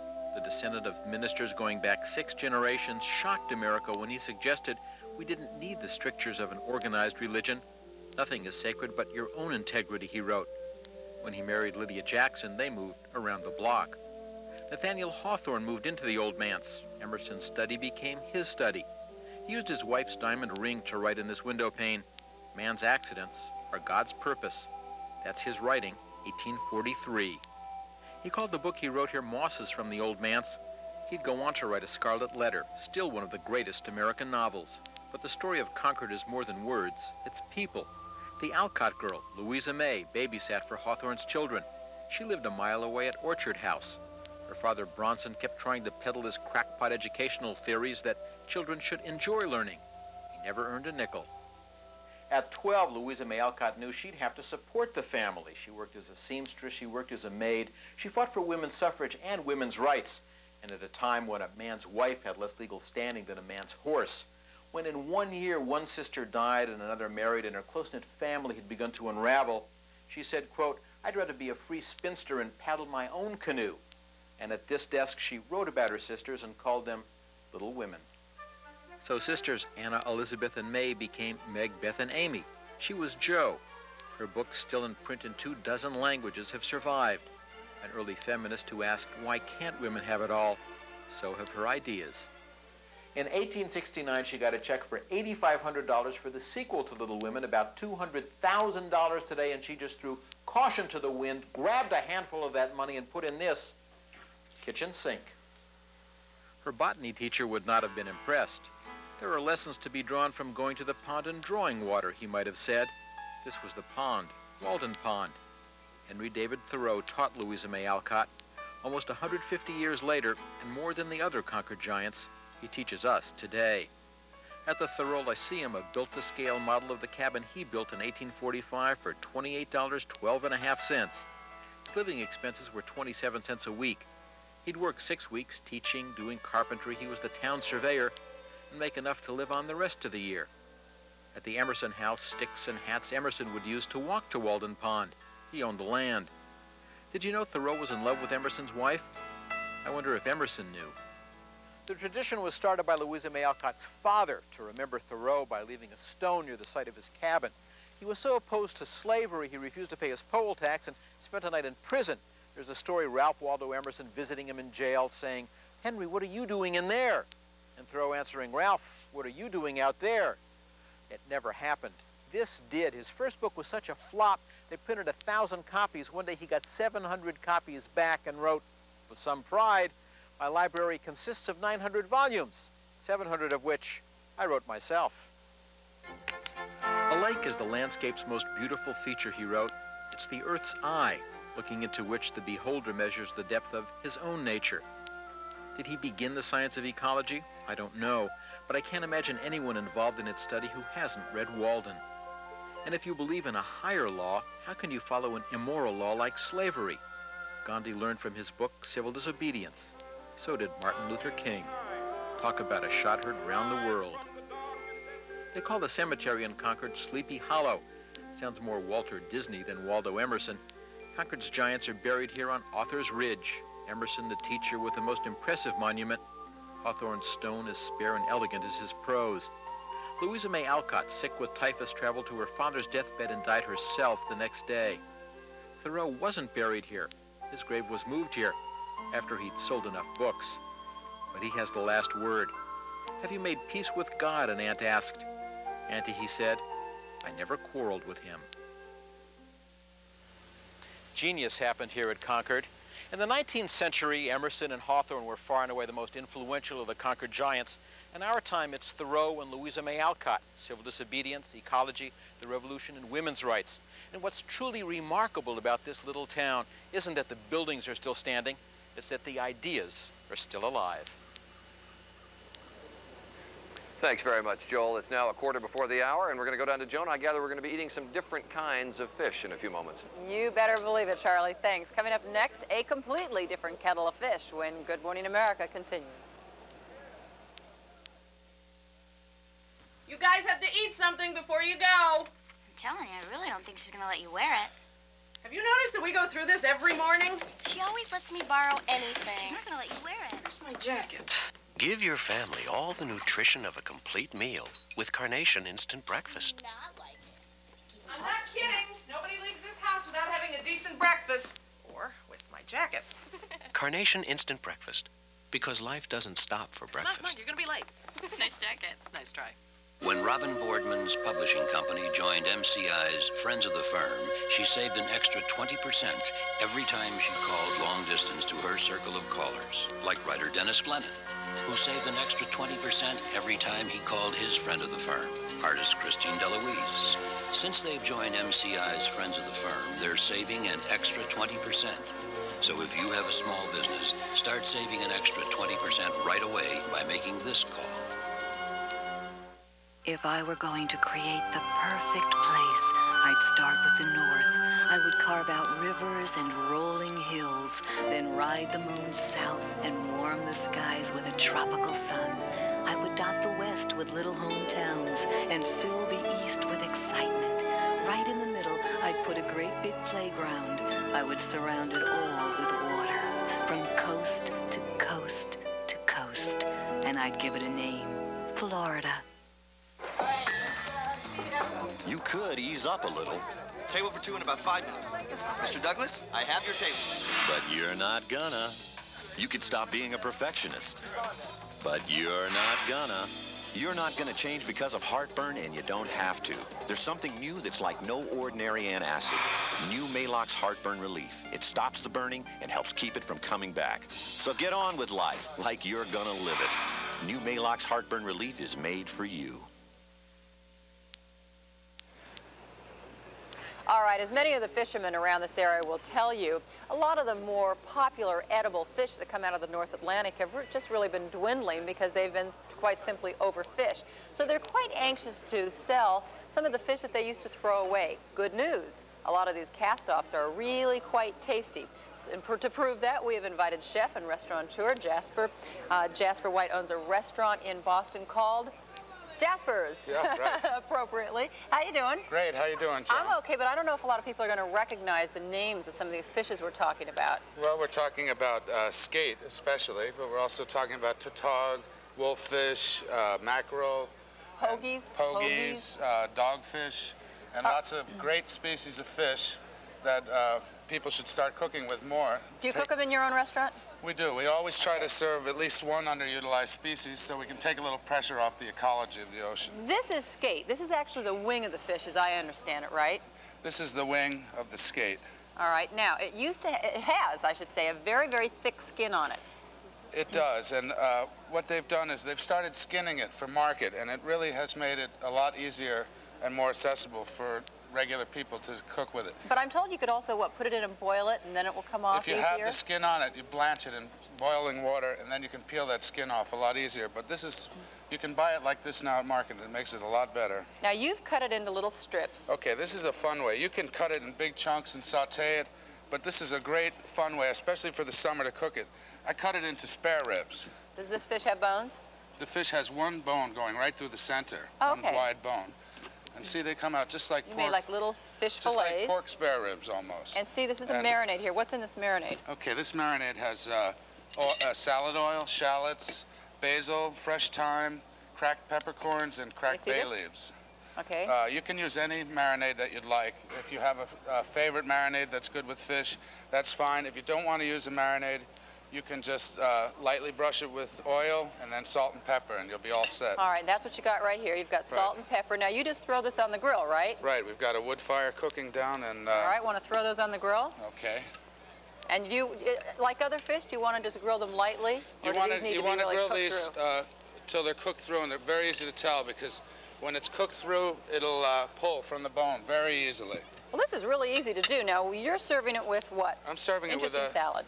With a simple salad with sweet Vidalia onions, oranges, Boston lettuce, olive oil, balsamic vinegar, a little fresh basil, and salt and pepper. Sounds good.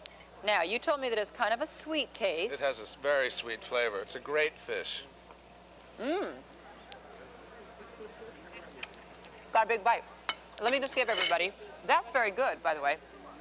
And let me tell everybody that if you want a copy of Jasper White's recipe for the fish marinade, for the orange and sweet onion salad, and of course all of our other recipes for this month, you can send $2, your name and address, to Good Morning America, 1535 Grant Street, Denver, Colorado, 80203. All right, 1535 Grant Street, Denver, Colorado, 80203. Jasper, thank you very much. That's delicious. I'm glad you liked it. Salad's good too. We'll be back in just a moment. Yeah. Thank you. The business climate is so competitive today. Either you give your customer the best possible service, or somebody else will. We could take you on a vacation you will never forget, but you've got to get through to us first. AT&T 800 service connects more calls on the first try, and it connects them faster, so more of your customers actually get through. To us, a single 800 call could be worth thousands of dollars. And if the call doesn't get through, the opportunity is lost. With the AT&T 800 insurance policy, if something happens and the customers can't get through, we'll reroute those calls to any working phone in 30 minutes. Guaranteed. We chose AT&T because our 800 service is our front door, and we want it open to anyone, anywhere who's thinking about a vacation. When you consider that every call is a customer, Why would you want anything less than the most reliable 800 service? If you want to win in the 21st century, you have to play the service game and play it really well. We can make a difference. AT&T. Call us. Every morning I delivered the news. But that morning, what I saw made news. A new bake shop, owned by a certain Mr. Thomas. And when I went round back where the muffins were made, he offered me one, piping hot with nooks and crannies. From that day to this, I never had a better paying job. Thomas's English Muffins. For over 100 years, a delicious taste of England in America. Listen to this. Last month, I made a long-distance call from a payphone to the home office. The other day, I get a bill from some operator service company I've never even heard of for twice the AT&T price. Hey, what's going on here? When you make a long-distance call and you don't hear AT&T after the... Hang up, dial 10-ATT-0, then the area code and number. You get the AT&T service you want and prices you expect. You just gotta listen. AT&T.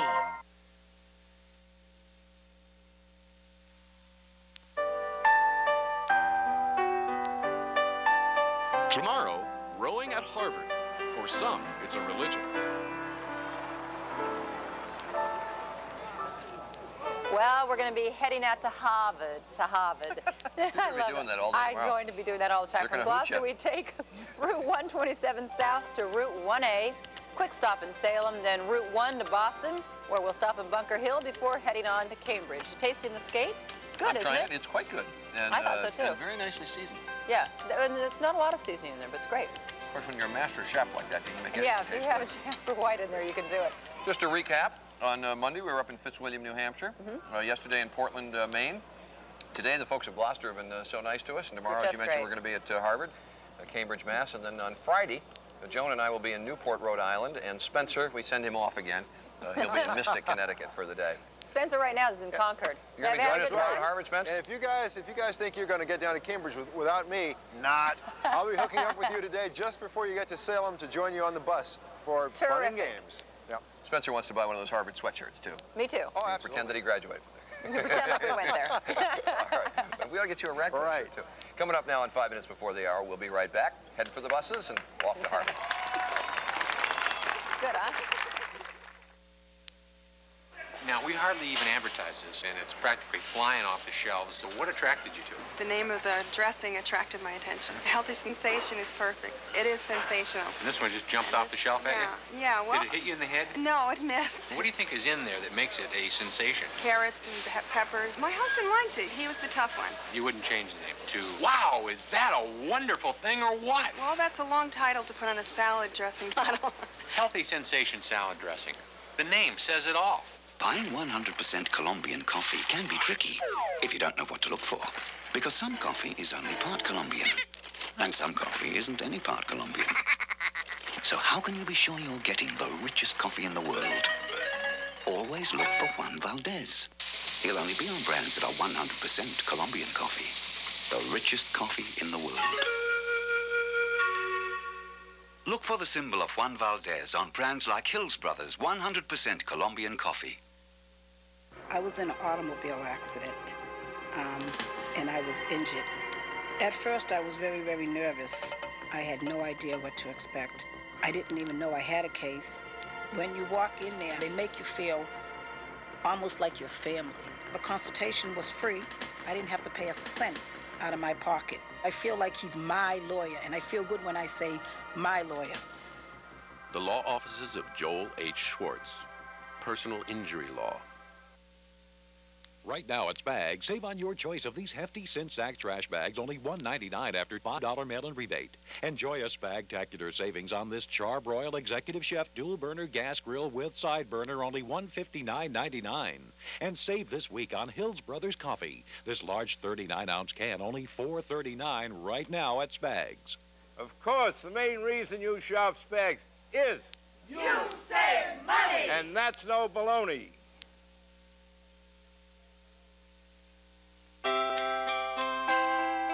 Good Morning America is brought to you by AT&T.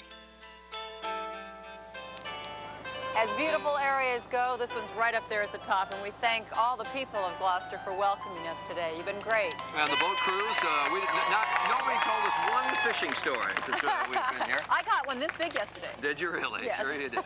And we now head for one of the great universities in the world, Harvard, and we will see you from the Harvard Yard tomorrow. Till then, bye-bye. Take care. Yeah.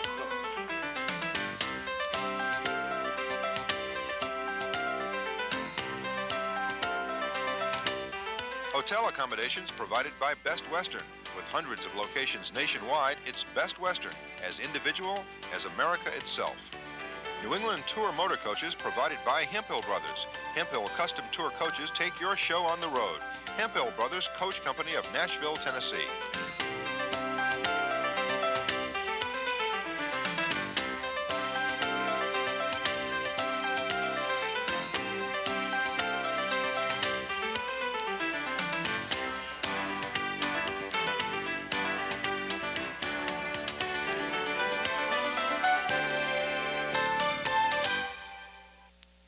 Wednesday, a night of season finales. When you're 16, passions run high. You're the only girl I ever think about. A look back Oh, shut up. at Kevin and Whitney on a very special Wonder Years. Then Doogie volunteers for a Third World MASH unit. Hit me. A very revealing Doogie Howser, MD. Don't miss 2 season finales, Wednesday. Tonight, it's an all-star musical event featuring the legends of yesterday and the superstars of today. American Bandstand's 40th anniversary special. Tonight. Hi, I'm Jane Whitney, host of Night Talk, a national talk show based right here in Boston. For your free tickets, call 617-433-4352. There's only one way, one day to save 20 to 50% at Filene's one-day sale. This Thursday only. Only one. One day when all stores open early at 8 a.m. Filene's one-day sale. One day only. Sensational store-wide savings you won't want to miss. This Thursday only. There's only one. Filene's one-day sale. One way to save 20 to 50%. Thursday only. The one sale that will leave you feeling wonderful.